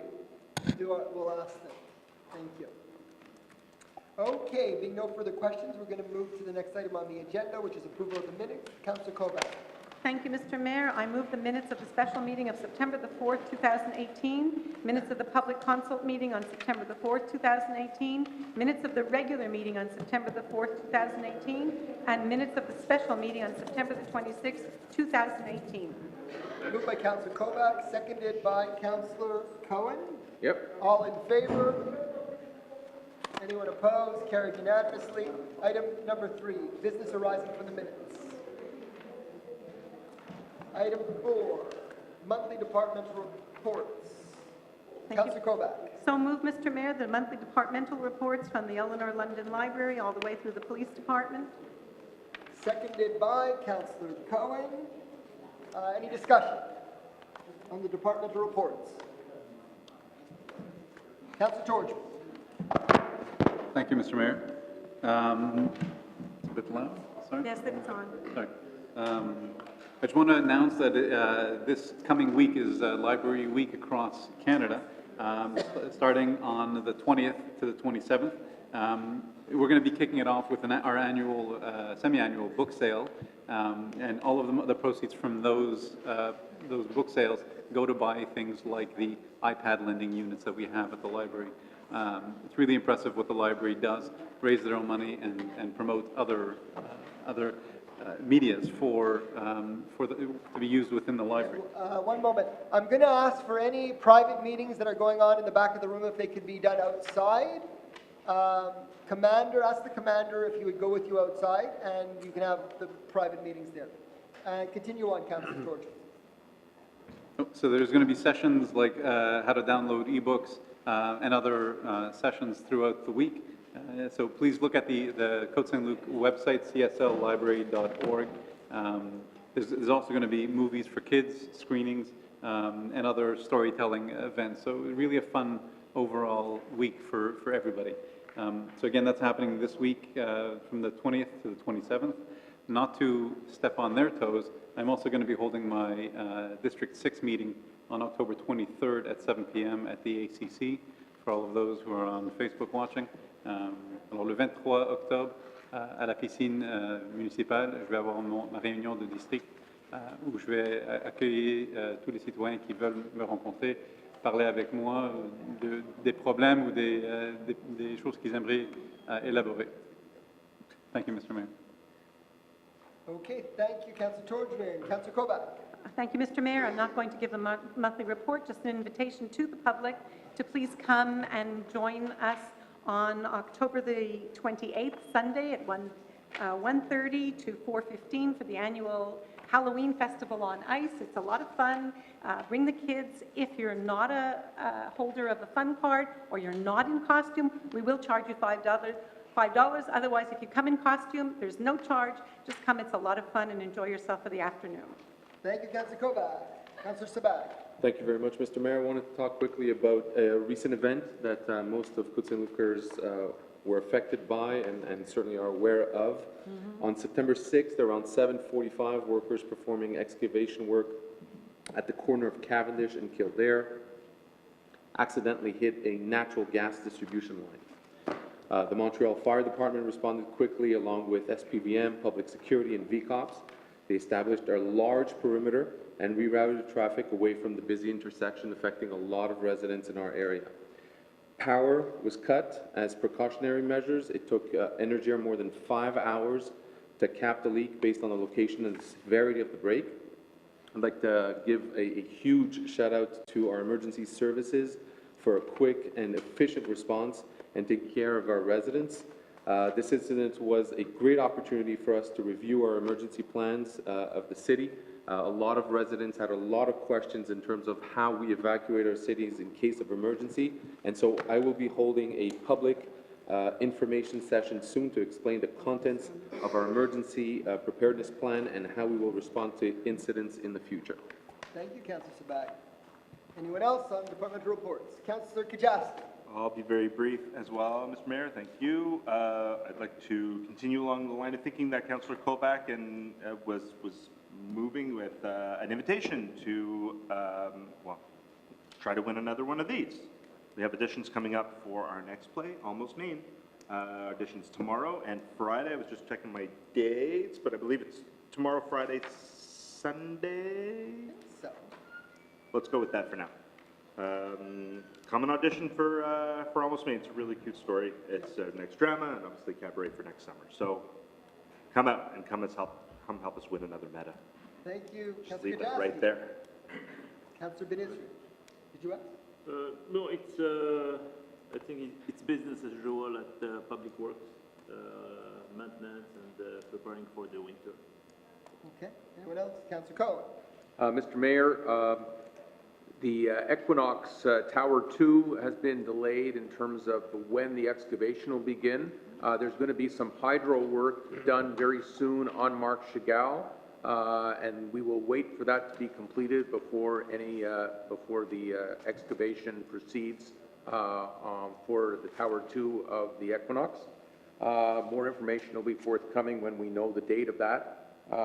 The Cats concert, the annual Cats concert, I want to thank everyone who was involved. We had over 300 people at the Wager Auditorium. We had scheduled the event from our usual August date to ensure that we had a nice, cool evening.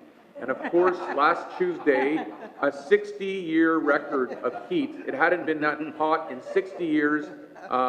That's what happened to us. And then the next night, it was cold again. The night before, it was cold, but everyone had a wonderful time. We raised a lot of money for homeless cats. Our bake sale was an all-time record. Waters sold well, at least, that's for sure. And we will be scheduling our date very soon, hoping that we don't have a repeat next year. Joseph Milo would like us to do it in February. We're not going to go that far. Our luck, February, the snow would melt. Councillor Cohen, you forgot the thanks to my wonderful wife for her apple muffins. My wife or your wife? My wife. Of course, Delicious yes. apple muffins. And I want to thank my co-chair, Councillor Kujavsky, and his wife, his lovely wife, who contributed to the bake sale and made some delicious muffins, which I paid a few dollars for, and it was well worth it. So thank you, Councillor Kujavsky, for that family effort. I hope she's listening online. I hope she's watching us online. One other thing, on Monday, October 29th at 7:30, there will be a public meeting here. We did one last year. We're doing it again because the trees behind the library are going to be felled. Many of them, we had to wait until the winter. You can't do it any other time. So we had already advised the public that the trees would be cut. But there were a lot of people away in Florida when we had our meeting last spring, so we're going to repeat it with Ms. Newman and Public Works on Monday night, October 29th at 7:30, and a letter will be going out to the neighboring buildings and the Cambridge courts, of course, which are nearby, and they can ask some questions to our experts. And just one last thing, Ms. Pinsler has left the room, but I had communicated with her regarding her concern on the skateboard project, and I did write a blog on it as soon as I was made aware of the fact that the skateboard park was being dismantled. I spoke to our Public Works. We had been planning on taking that away almost since I became a councillor 13 years ago, and the opinion of our Public Works was that the skateboard park had reached a situation where it was very dangerous, an accident waiting to happen, and to avoid litigation. So I'm sorry, I know there probably were kids that enjoyed it, but I would much prefer to go with the expert opinion of our Public Works Department that would worry about an accident happening. I would much rather have someone coming to the council meeting saying that they're upset that this was taken away than someone coming to a council meeting to say that their child was terribly injured. And I've heard from many parents who have thanked us for removing it because many of their kids went on the skateboard park unattended without them there, and they were not too happy about it. So thank you very much. One you'll see on the agenda tonight, one of the things people have been asking about regarding Rembrandt Park was for more garbage cans, and these are state-of-the-art garbage cans, if you will, as you've seen throughout the city, and this will be on the agenda later on. Rembrandt Park will be getting 10 of them. So we've listened to what people have expressed. Thank you. Councillor Cohen. And is there anybody else? That's it. So moved and seconded. All in favor? Anyone opposed? Carried unanimously. We move to item 5A. Councillor Kujavsky. Thank you, Mr. Mayor.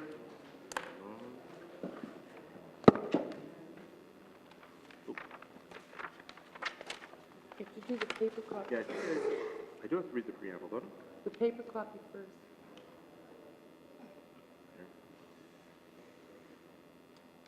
Which one? So, yeah, do I need to read the preamble? Here. I'll read it. Give me the paper copy. Whereas the City of Côte Saint-Luc intends to issue a series of bonds or one issue per maturity date. So identify that. You have to do the paper copy first. You have to use the paper. Pursuant to bylaw numbers 2445, 2447, 2480, 2481, 2482, 2485, 2486, and 2483. Whereas the city has requested in this respect through the electronic system entitled Service d'adjudication et de publication des résultats de titres d'emprunt émis aux fins de financement municipal, tenders for the sale of a bond issue dated October 30, 2018 in the amount of $4,920,000. Whereas a result of the public call for tenders for the sale of the bond issue described above, the Ministère des Finances received the following 4 compliant bids, all in accordance with Article 555 of the Cities and Towns Act, or Article 1066 of the Quebec Municipal Code of the resolution adopted pursuant to that section. Whereas, based on the calculation of the real cost, the most advantageous offer is presented by the firm Financière Banque Nationale, Inc. Be it resolved that the preamble of this resolution shall form an integral part thereof, as if cited hereinafter at length, that the bond issue in the amount of $4,920,000 of the City of Côte Saint-Luc be awarded to the firm Financière Banque Nationale, Inc., that a request be made to the aforementioned firm to mandate the Canadian Depository for Securities Limited to register this issue in the book-based system, that CDS shall be acting as registrar for the book-based system, bond-holding officer, and paying officer in charge of the transactions for the members as described in the Memorandum of Understanding signed with the Minister of Municipal Affairs and Land Occupancy of Quebec and CDS, that CDS will perform fund transfers in accordance with legal requirements regarding bonds. In this regard, the Côte Saint-Luc Council authorized the City Treasurer to sign the document required by the Canadian banking system entitled Authorization for a Business Pre-Authorized Debit Plan.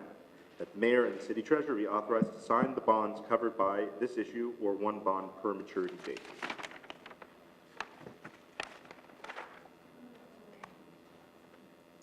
Moved by Councillor Gajowski, seconded by Councillor Kovac. All in favor? Anyone opposed? Carried. And now we move to item 5B. Councillor Gajowski. Thank you, Mr. Mayor. No, this is Councillor Young. Okay. What's supposed to be this? Be it resolved that Angela Marino, Treasurer of the City of Côte Saint-Luc, is appointed authorized representative, the representative, and the person responsible for the purposes of this resolution. That Angela Marino be authorized to sign any document required for registration in Click Secure and generally to do whatever he deems useful and necessary for that purpose. That the Minister of Revenue is authorized to communicate to the representative the information at its disposal and which is necessary for registration in Click Secure. Moved by Councillor Gajowski, seconded by Councillor Burko. Any discussion? All in favor?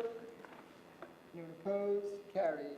And we move to item... Mr. Mayor, there were 2 resolutions pursuant to item 5A. One was read and one we need to complete. That's right, it's an adjudication and then, hold on. The title of the resolution is Resolution of Concordance in Short-Term for... Did we finish what he just did, though? 5B? Yeah, Oh. Okay, so that's done. Now we'll go back to 5A. Yeah. Yeah, that's right. There was an adjudication and a resolution of concordance, right? Yes. Okay, be it resolved that the loan bylaws mentioned in the first paragraph preamble be financed by bonds in accordance with the following conditions. 1, the bonds, one per maturity, will be dated October 30, 2018. 2, interest will be payable semi-annually on October 30th and April 30th and October 30th of each year. 3, the bonds will not be redeemable in advance. However, they may be redeemed with the consent of the holders in accordance with the Act regarding municipal debts and loans. 4, the bonds will be registered in the name of the Canadian Depository for Securities Limited and filed with it. 5, CDS shall act on behalf of its members as a registrar for the book-based system, bond holding officer and paying officer in charge of transactions for the members as described in the agreement protocol duly signed by the Minister of Municipal Affairs and Land Occupancy of Quebec and CDS. 6, CDS will proceed with the transfer of funds according to the legal requirements of the bonds, and for that purpose, the Côte Saint-Luc City Council authorizes the City Treasurer to sign the documents required by the Canadian banking system entitled Autorisation pour le plan de débit pré-autorisé destiné aux entreprises. 7, CDS will make payments of the principal and the interest to members through electronic funds transfers, and for this purpose, CDS will directly withdraw the required amounts from the following account: Royal Bank of Canada, Cavendish Kildare Branch, 5755 Cavendish Boulevard, Côte Saint-Luc, Quebec, H4W 2X8. 8, that the bonds shall be signed by the mayor and the city treasurer. The city of Côte Saint-Luc, as entitled by law, has mandated CDS to act as its fiscal authenticator agent, and the bonds will only become valid once they have been authenticated. That, with regard to the annual depreciation of capital planned for the years 2024 and following, the future term of the following loan by law numbers 2445, 2447, 2480, 2481, 2485, 2486, and 2483 is shorter than the term originally assigned, namely for a term of 5 years as of October 30, 2018, instead of the prescribed term for such amortization, each subsequent issue being for the balance or part of the balance due on the loan. Moved by Councillor Kajewski, seconded by Councillor Burku. Any discussion? Yeah, so I just want to mention, just to give some content to this legalese that we're reading out loud. So these are the bonds that are going to finance the replacement of the building envelope of the library for $185,000, Trudeau Park upgrading playground equipment, $161,000, Cavendish underpass, $1,700,000, various parks upgrades, professional fees for outdoor pools, $767,000, professional services, HVAC and arena, $567,000, HVAC City Hall, $525,000, and heavy vehicles, $715,000, and light vehicles, $300,000, for a total of $4,920,000, $4,920,000. So once we have all this financing in place and we can sort of,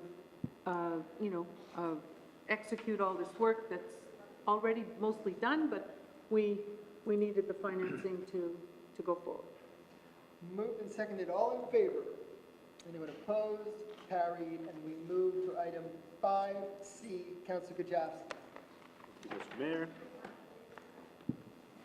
Be it resolved that the City of Côte Saint-Luc approves the attached list of disbursements for the period of September 1, 2018 to September 30, 2018 for a total amount of $5,082,218.90 in Canadian funds. That Treasurer's Certificate number 18-0171 dated October 9, 2018 has been issued by the City Treasurer attesting to the availability of funds to cover the described expenses. Moved by Councillor Kajewski, seconded by Councillor Burku. Yeah. Any discussion? All in favor? Anyone opposed? Carried. And now we move on to item 6A, which is being deferred because Councillor Erdely is not here tonight. It's in his district. He's requested it be deferred.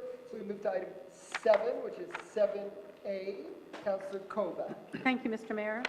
Whereas on October the 5th, 2005, the City of Côte Saint-Luc issued an anti-harassment policy, and whereas the city wishes to replace that anti-harassment policy with an updated, more comprehensive policy entitled Human Rights and Anti-Harassment Discrimination Policy, I move that the Council hereby approves and adopts the City of Côte Saint-Luc Human Rights and Anti-Harassment Discrimination Policy, annexed hereto, form an integral part thereof.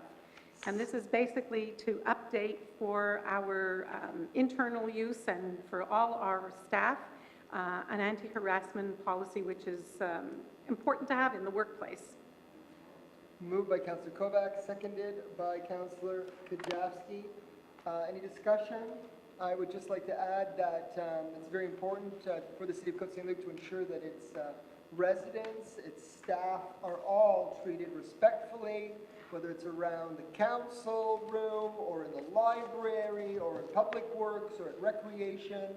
There's a certain level of respect that has to occur coming from the top, going down, and vice versa. So this policy is very comprehensive in the message that it's sending, and our Human Resource Director, Nadia DeFuria, will be giving sessions to staff that they fully understand the expectations and the recourses and penalties for not following the harassment policy.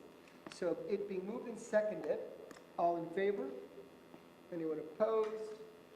Carried unanimously, and now we move on to item 7B. Counselor, oh no, that one's deferred. Deferred. No, not B. B is not. Oh, it is? Yeah. We Yeah, it has to deferred be, it. we wanted it to be rewritten better and studied. Okay, so that one's deferred, and item 7C is now David. Counselor Torchman.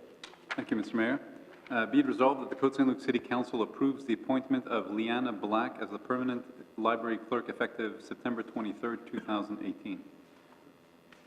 Okay, moved by Counselor Torchman, seconded by Counselor Sabag. Any discussion? All in favor? Anyone opposed? Carried unanimously. So that was item, just trying to follow my items. 7C. That was 7C, now we go to 7D. Me. 7D, Counselor Kovac. Be it resolved that the Côte Saint-Luc City Council approves the hiring of the white-collar auxiliary employee whose name is listed on the document entitled Auxiliary Employees, White Collar Hiring, dated September the 28th, 2018, and that said employee's term of employment will be as per the conditions of the collective agreement, that Treasurer Certificate number 18-0166, dated October the 2nd, 2018, has been issued by the City Treasurer attesting to the availability of funds to cover the above described expenses, and this is for a ACC lifeguard. Moved by Counselor Kovac, seconded by Counselor Sabat. You're too slow on the move, Counselor Kovac. All in favor? Anyone opposed? Carried unanimously, and now we move to item 7E.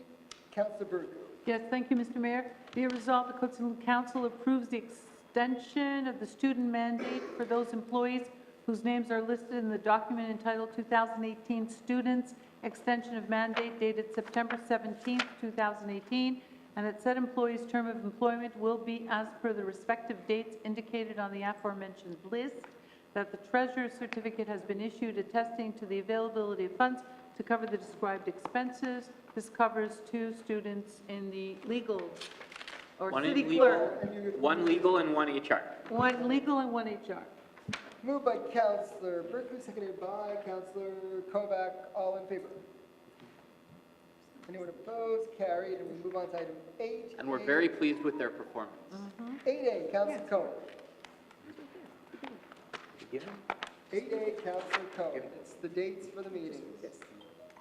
Counselor Cohen. Still ringing as well. Turn it off completely.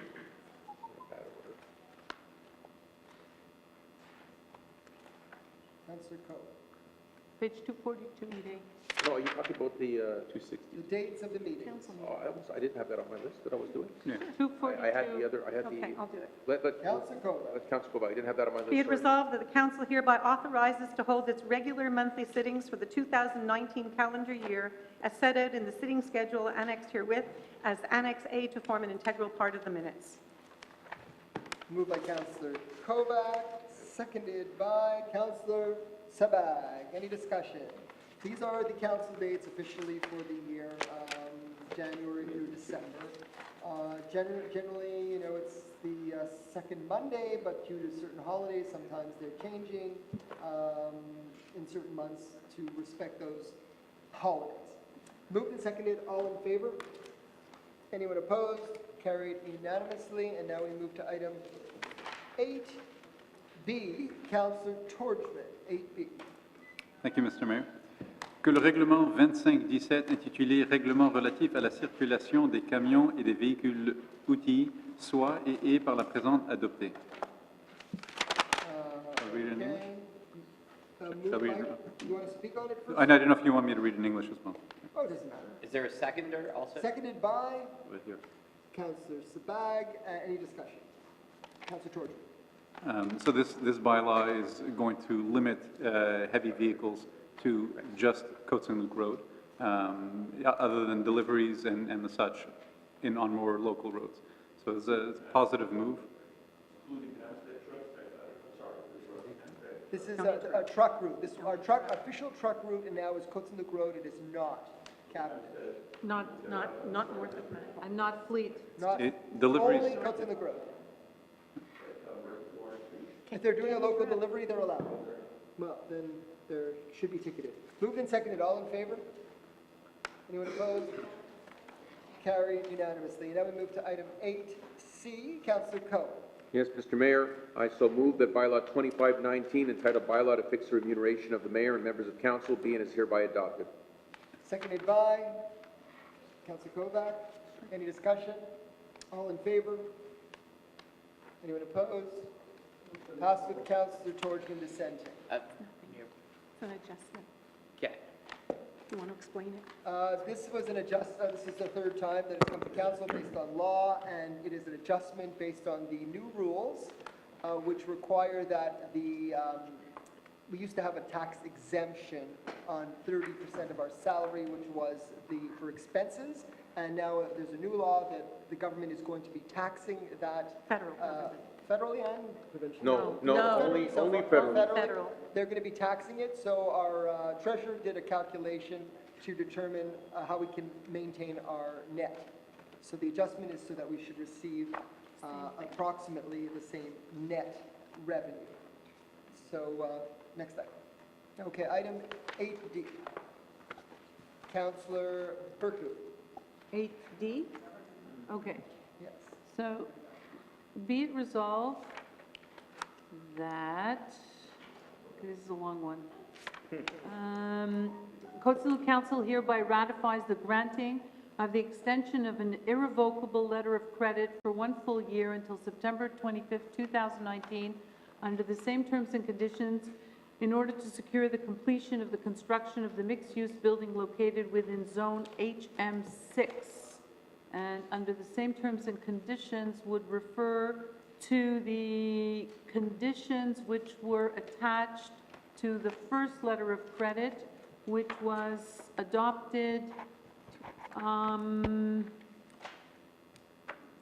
June 27th, 2012. Letter was issued for an amount of $3.5 million to secure the completion of various phases of the Cavendish Mall redevelopment project, including but not limited to the sale of lots destined and zoned for single-family homes. And this letter of credit covers all the guarantees that are necessary in order to assure that the city, that this project will be in conformity with our city bylaws. Thank you. Okay, Vanessa, did you read? Yeah, yes. Okay, so moved by Councillor Berkeley, seconded by Councillor Kajewski. Any further discussion? Okay, all in favor? Anyone opposed? Carried. And now we move to item 9A. Councillor Benizri, 9A.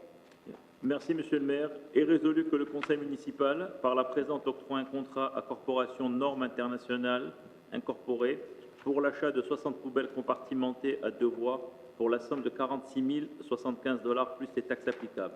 Que la dépense décrite ci-dessus sera financée par le projet pour les petits parcs surplus accumulés. Que le certificat du trésorier numéro 18-0170 a été mis le 5 octobre 2018 par le trésorier de la ville, attestant la disponibilité des fonds pour couvrir les dépenses décrites. Proposé par le conseiller Benizri, appuyé par le conseiller Burku. Est-ce qu'il y a des discussions? Pour l'achat, c'est pour l'achat de poubelles supplémentaires. C'est pour l'achat de poubelles supplémentaires dans la ville. Okay. Voilà. Everyone in favor? Anyone opposed? Everyone's in favor? Okay. Carried unanimously. We move to item 9B. 9B is Councillor Benizri. Merci, Monsieur le maire. Est résolu que le conseil municipal, par la présente, octroie un contrat à Terrassement Multipaysage Incorporé pour l'achat et la plantation d'arbres conformément aux conditions de l'appel d'offres sur invitation C-31-18 pour la somme de 86 740 $ plus les taxes applicables. Que la dépense décrite sera financée par le règlement d'emprunt numéro 2503 approuvé par le ministère des Affaires municipales et occupation du territoire. Que le certificat du trésorier numéro 18-0169 a été émis le 5 octobre 2018 par le trésorier de la ville, attestant la disponibilité des fonds pour couvrir les dépenses décrites. Proposé par le conseiller Benizri, appuyé par le conseiller Kovac. Tout le monde en faveur? Contre? Okay. Appuyé unanimement. And now we go to item number 10A, Councillor Sabat. Thank you, Mr. Mayor. Be it resolved that the City of Côte Saint-Luc City Council hereby declares the bid to receive from Services d'Enseigne Install Pro, Inc., documentarily non-conforming, therefore this bid is rejected, that pursuing to the terms of tender number C-05-18C4, the Côte Saint-Luc Council hereby awards the contract to Les Installations Sportives Agora, Inc., the lowest conforming bidder, up to a maximum of $75,000 plus applicable taxes. That furthermore, the city may consider the amount of 10% plus applicable taxes for any potential contingency and extras, if required, that shall first be approved according to the city's procedure. That the above described expenses shall be financed by a loan by law 2504, entitled by law 2504, authorizing the loan of $457,000 for various facility upgrades for Trudeau Park, previously approved by the Ministère des Affaires municipales et de l'occupation du territoire, that the city treasurer has issued treasurer's certificate TC 18-0172 on October 10th, 2018, attesting to the availability of the funds to cover the described expenses. Thank you, Councillor Sabag. Seconded by Councillor Kovac. Any discussion? Just wanted to say that this is for, and again, we have the absolute best diamond, baseball diamond on the island of Montreal, and we're actually putting a very, very nice scoreboard that is going to complement that diamond very, very well. Being a baseball fan myself, I think it's a great initiative. Do you have a picture of it? Yeah, we should. Show a picture of it. We should have show and tell. Show and tell. Who's running this thing? Because we're going to need somebody for the next item. Tempos are coming up. I need to help technologically. So, No, well, that is there. It's just different. Sort of this? You don't have the agenda on the screen? On this? No. What are you looking for? But you have pad? I just wanted to show them what the scoreboard looks But you don't like. have the agenda. But we don't have the scoreboard? Nobody has the scoreboard? Okay. Yeah, anybody wants to come see me afterwards, it's very. It's here. So now, we are going to move on to 11A, first of all. So Councillor Burko with 11A, that's about the lane. Okay. We're not selling Elaine. Okay, we're not selling you late. Not selling Elaine. No. We're selling Elaine. After 30 years. Hey! It's an inside. Okay, go on. An inside joke. Okay, whereas the City of Côte Saint-Luc wishes to enter into a purchase agreement in regards to a 365 square foot city-owned property, cadastral number 6160559, secondary property adjacent to 5783 Hudson, principal property owned by Gertrude Wolf Pearson, that the city, be it resolved that the city hereby accepts the offer to purchase agreement with the purchaser in regards to the secondary property, and this for the amount of $53.88 per square foot, for a total of $19,776.65 plus applicable taxes. That the City Council hereby ratifies the city's general council's signature of the offer to purchase agreement with the purchaser, and the city's general council be authorized to sign on the city's behalf a notarial deed of sale incorporating the terms of the aforementioned offer to purchase agreement. Moved by Councillor Berkeley, seconded by Councillor Kajowski. Any discussion on the lane? It's just a lane. This is what we do when people want to purchase a lane adjacent to their home. Moved and seconded. All in favor? All in favor, Councillor Cohen? Yep. Anyone opposed? No. Everything's in favor. We moved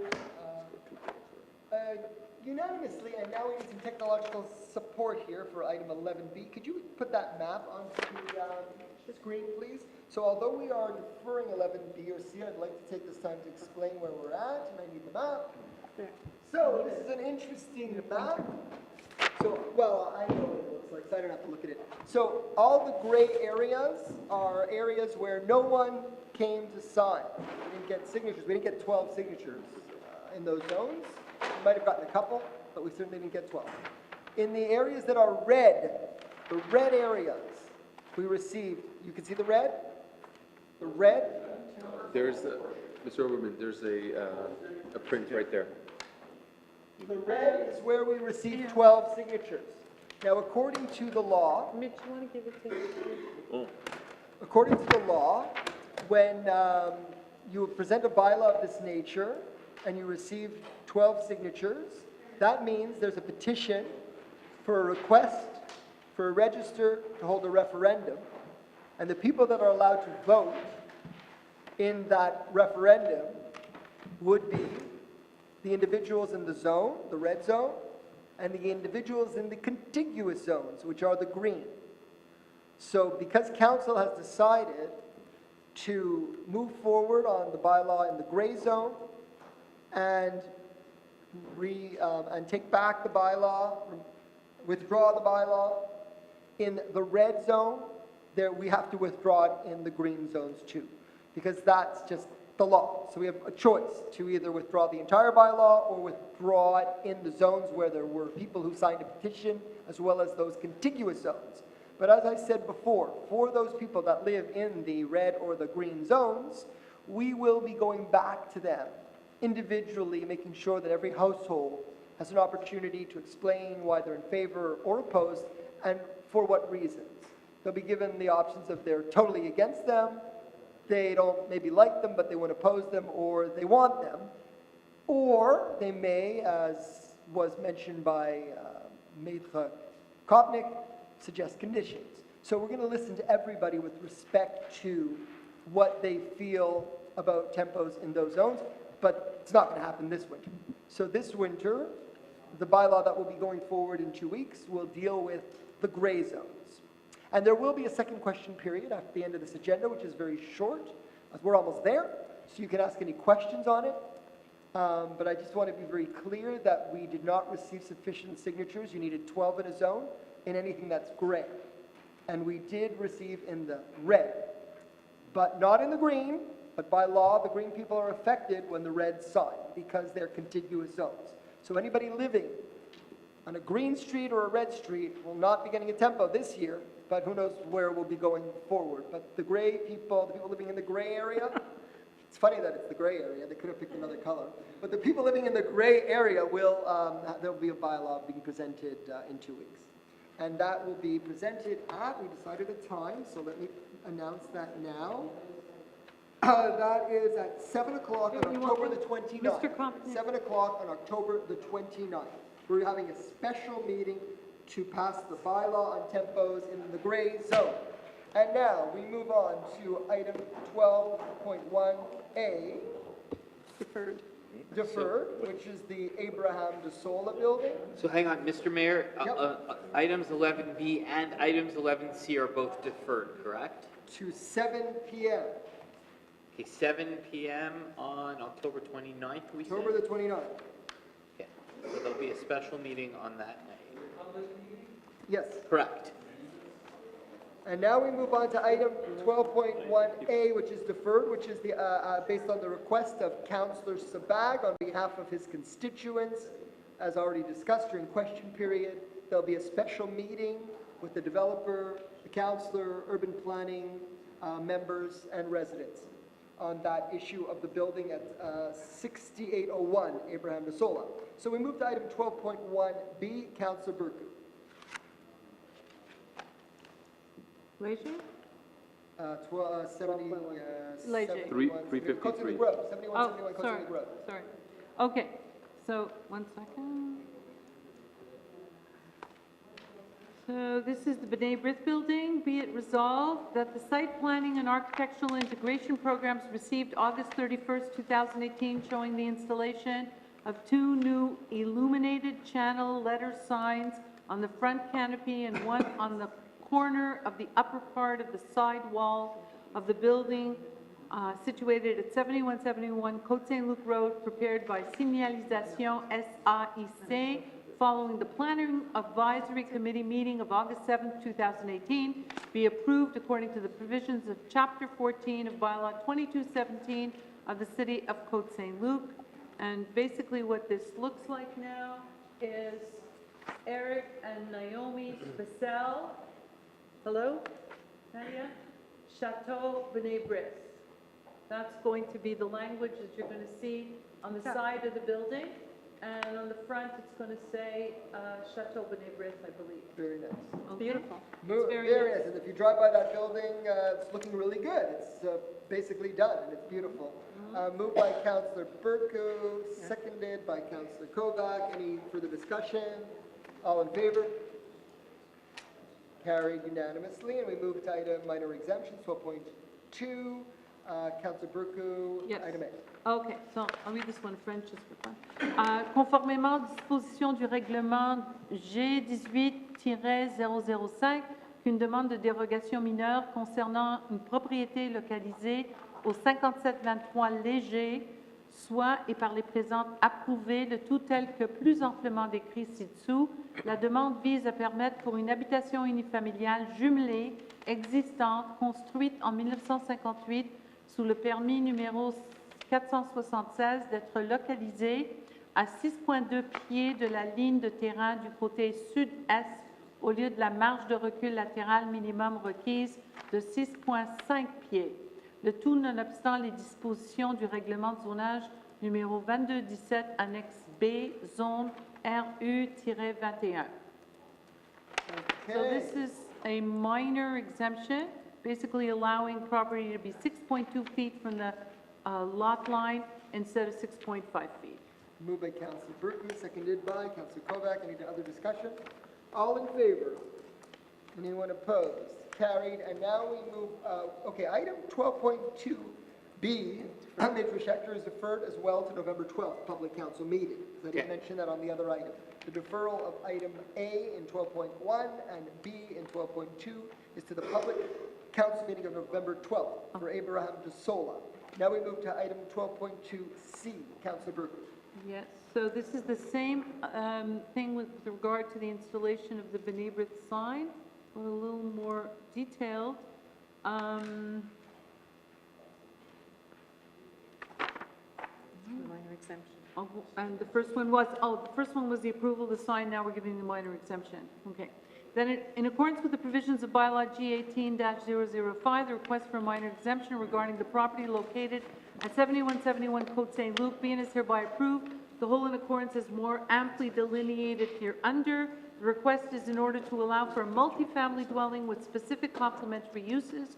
The installation on the building of 2 illuminated channel letters signs identifying the name of the building instead of the maximum of 1 sign per building. So we're allowing 2 instead of 1. The second exemption is the first sign to be installed on the front canopy and having a total area of 4.1 square meters instead of the maximum required area of 1.85 square meters.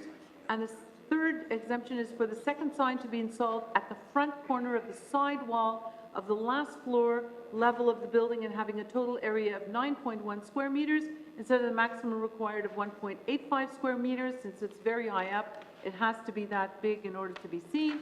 The whole in accordance with the provisions of zoning bylaw 2217, article 9.-2 and 9-3-2.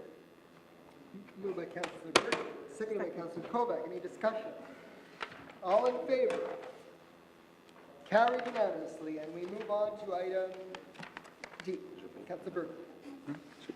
Okay, this again is a minor exemption in order to correct the setbacks or in order to approve of the issue. So I'll read it in English here. In accordance with the provisions of bylaw G18-005, the request for minor exemption regarding the property located at 8036 Kildare being is hereby approved. The whole is more amply delineated hereunder. The request is in order to allow an existing single-family detached dwelling built in 1954 under permit number 84 to be located 14.1 feet from the property line, land line, instead of the minimum required front setback of 15 feet. And 3.64 feet from the northeast side property land line instead of the minimum required side setback of 6.5 feet, the whole in accordance with the provisions of zoning bylaw number 2217, Annex B. Moved by Councillor Burku, seconded by Councillor Kovac. Any discussion? Yeah, so this is basically what's a classic minor exemption.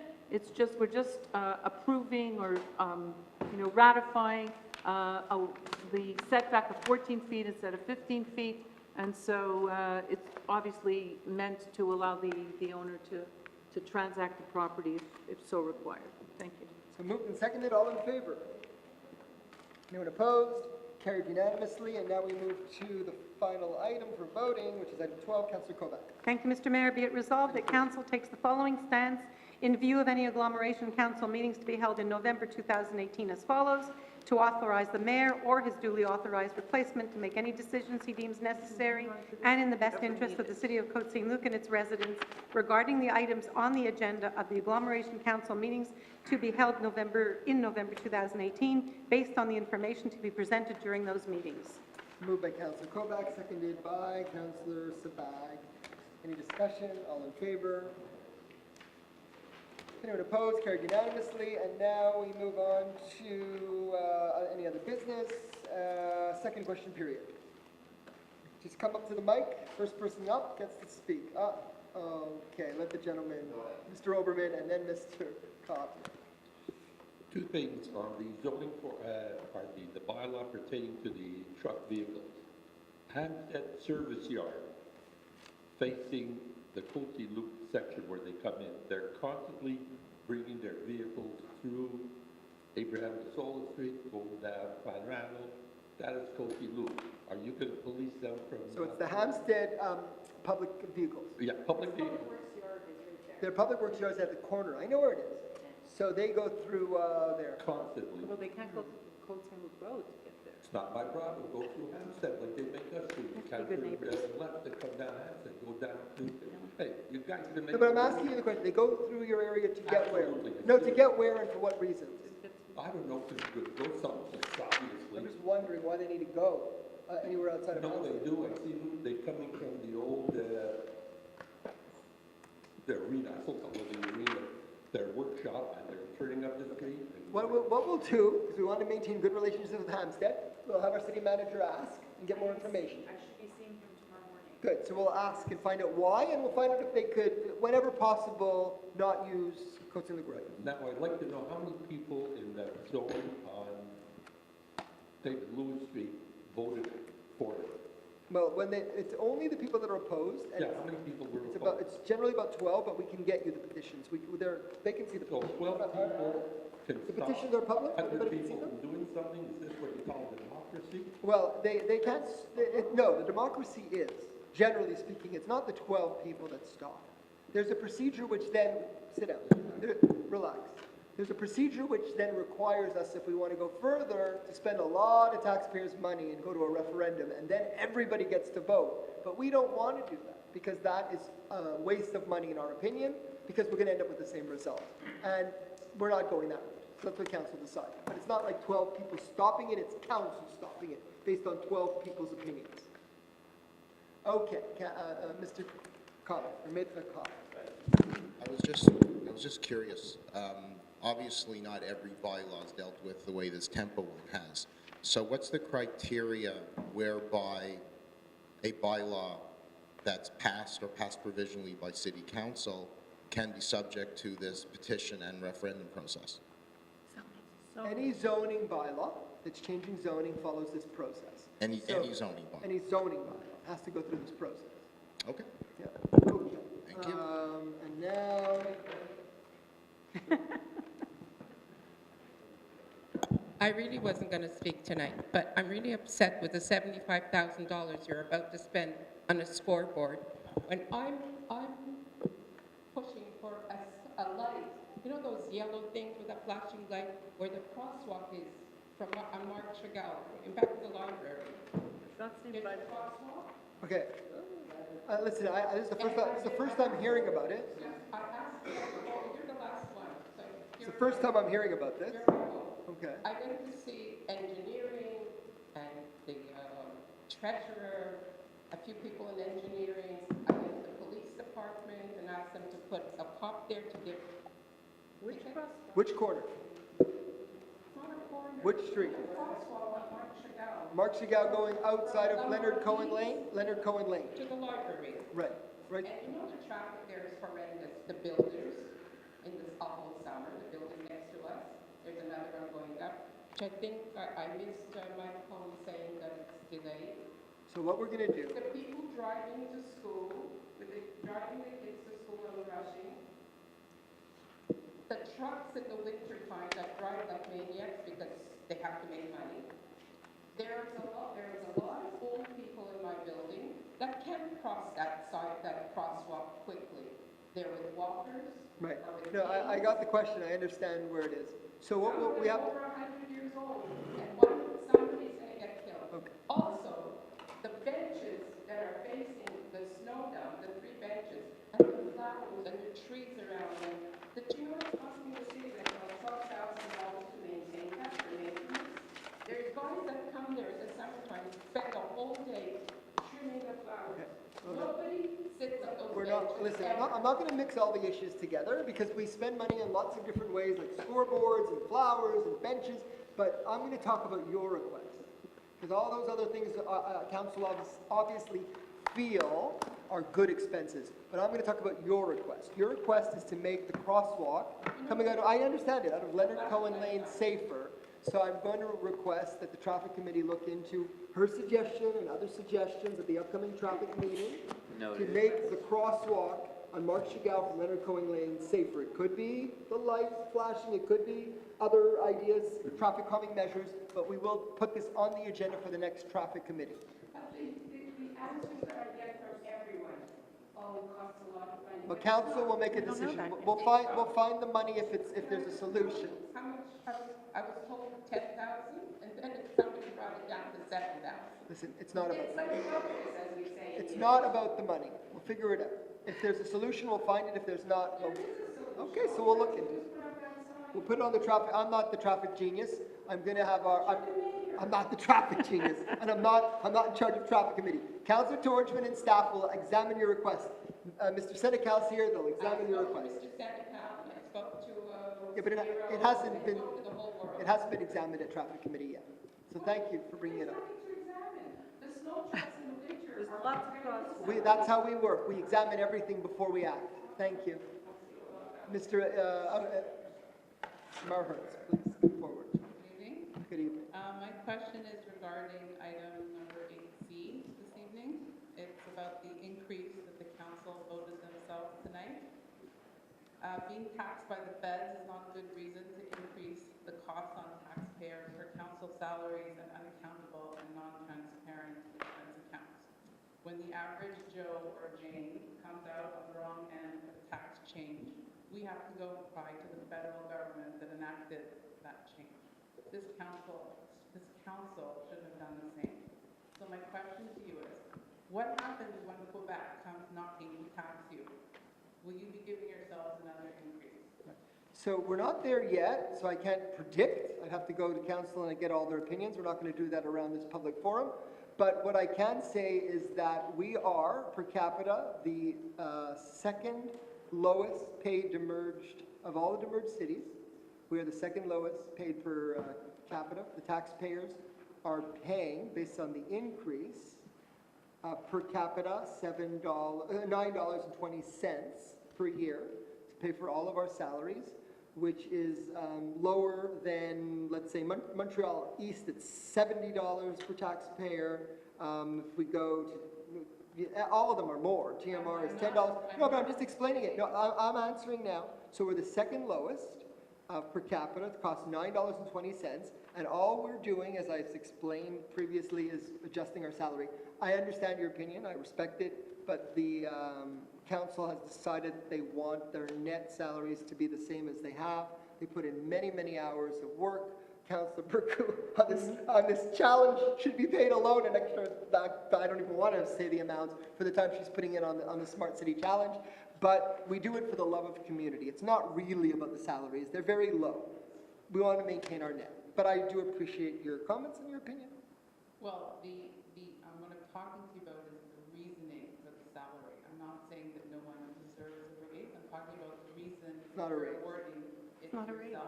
And generally, it's not a raise, and we're not rewarding ourselves. It's not a raise. Sorry.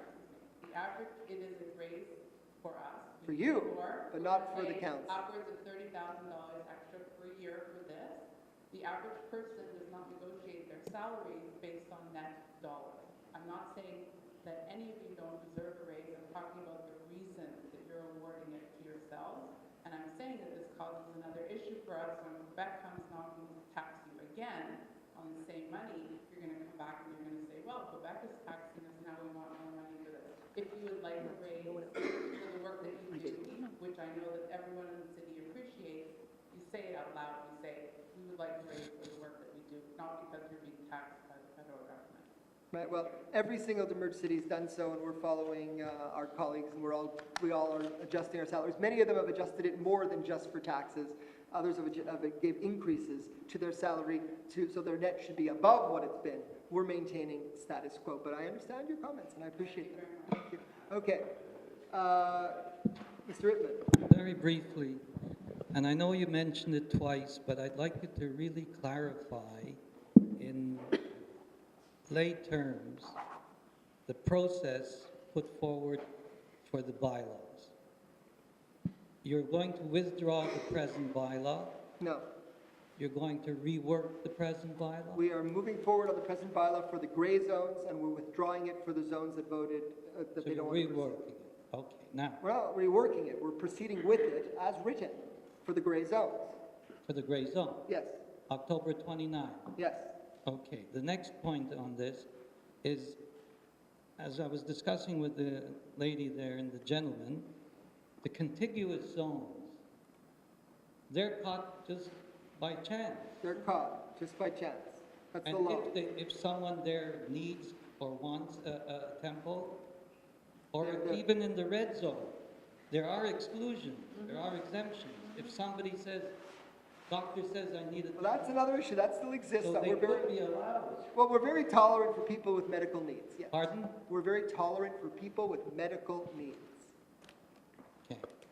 And for other issues, not talking about temples, the 12 signatures, the gentleman alluded to it before, is that enough to trigger a referendum? Yes, enough to request a register for a referendum. That's the law. Is there any Yeah, way- 12 signatures in a zone requires the next steps How to be many, proceeded. how many houses usually are in the zone? You could have 12 people in one home, and that would be sufficient. Say again? You could have 12 people in one home that are voters, and that would be sufficient. In one home? In one home, if they all were over 18.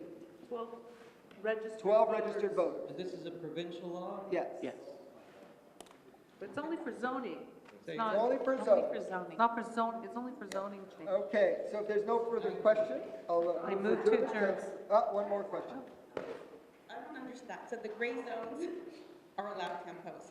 Are there, besides if you don't have a garage and you have medical reasons, and now anyone else could have a tempo, are there any other conditions? Like, does your driveway have to be a certain lane? Like, is there? In the gray zones, I don't believe we have many conditions. No. No. So anyone could have. Anyone in the gray zones, yeah.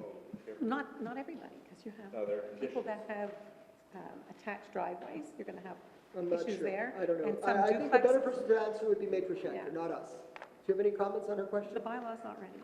Right The- now, we don't have conditions. The bylaw amendment, Maître Schechter can talk, not me. the bylaw amendment Yes, has, no. the bylaw amendment as drafted does not have conditions. The current bylaw does have conditions. The one that's being proposed now does not. However, it will not apply for any of the zones in red or in green. Right, that I understand. So Yeah. I'm talking about the whole gray area. Gray area, so anyone could have a tempo, anyone in the gray area, they don't, doesn't matter the length of their garage, Right. doesn't matter anything. Right. Yeah, there's no criteria in that current bylaw that limits the residential zones that are in gray. The ones in white, of course, are not concerned by this, they don't get them. Is there a condition for the amount The details, Maître Schechter knows the details better than anyone. Of course, it can't be closer to the Yes, meter to. there are rules, there are rules. There are conditions for anything that encroaches on public property, so that's a very valid point that you're Yes. raising. Certain There's nothing distance from the specific side. in this amendment to tempos, but I think your comment's an extremely pertinent one, because anything that does encroach, whether it's a tempo or anything, is not allowed. So that being said, how are you gonna enforce that? Okay. But do they have to give a diagram of their tempo, like a blueprint? Yeah, you have to give specs. Yeah, you have to make a submission, there's a $75, So everyone, there's a everyone 75, who has a tempo from their tempo company is gonna have to have the exact number of their Yes. tempo. Just curious. yeah, and there's a $75 fee. And one last question, how are you gonna enforce like the dates? The dates, it's in, Yeah, it's because in the I bylaw. spoke to someone in Laval, You get a ticket. they had to hire inspectors because it was abusive, and it had nothing to do with the residents that were being abusive, because if you don't own it, What's the fine per day? if you don't own it, You told us before. What's the fine per day? I don't Jordy remember. just told us. if you don't own it, $250. I'm just saying, if you don't own it, then you're at the mercy of the people putting them up and taking them down. You could be fined $250 per day for keeping it up, putting it up too soon or keeping it up longer. And how are you gonna enforce that? You see it on the street, you give an infraction. Like, why people, Public security is gonna drop them off tickets. Urban planning. Urban planning, whatever. Urban development. Urban planning, development. They don't take down their tempo, it's Oh. $250 a Did day. you consider not taking it down? We're gonna, The entire thing? Yes. The entire structure? Yes. Or just that white flat? No, the entire structure. No inspector check. So the entire thing will Yes, have... there's rules. You have to follow the rules. Okay. Oh, one last question. No, because this whole tempo issue made Are me you the think- lawyer or your husband's the lawyer? That's not her husband. Her husband's Maureen Baker. Oh, You only are plays you her the husband on lawyer? TV. Yeah. Because you're a good lawyer. She's a, Maureen Baker's an accountant. But because this whole tempo issue made me think, like, and I never knew the answer. Are we allowed clotheslines in Côte Saint-Luc? No. Yes? Yes. Are we? Why not? I don't think I so. don't know. I I'm would. not I sure think we're so. allowed. I don't think so. I don't think we are. Is But there, we'll check. My parents had a I clothesline don't label. think Yeah. We'll have to Up check. until We'll six I bought a years ago. house that had clotheslines. I'm pretty sure we don't. My parents had one 6 No, years ago. there's a grandfather clause. There's a grandfather clause. If you have one, you're allowed. If you're not allowed. Oh, Ask- come on. You can ask It's the Charles. law, pretty You know, sure. We'll double check it, but I believe they're not allowed. I don't think so. So And my then there's a question is, grandfather. why weren't, if there is a grandfather clause, some people are allowed, some people aren't, whatever, why aren't we allowed clotheslines? I think Like, we what are would be the allowed. reasoning for no clotheslines? We are allowed clotheslines. I'm not so sure. I don't remember since I've been a I don't counselor think that so. I'm I stopped. was, when I moved in, I said I was told I wasn't allowed clotheslines. Not that I wanted one, but that was the rule. Who told you? I absolutely want one. Ask Charles. By other residents. I've moved to adjourn. That answers your question. What? That Okay. answers your I don't question. You remember. have to get. I moved to adjourn. Seconded. Seconded. All in favor? Adjourned.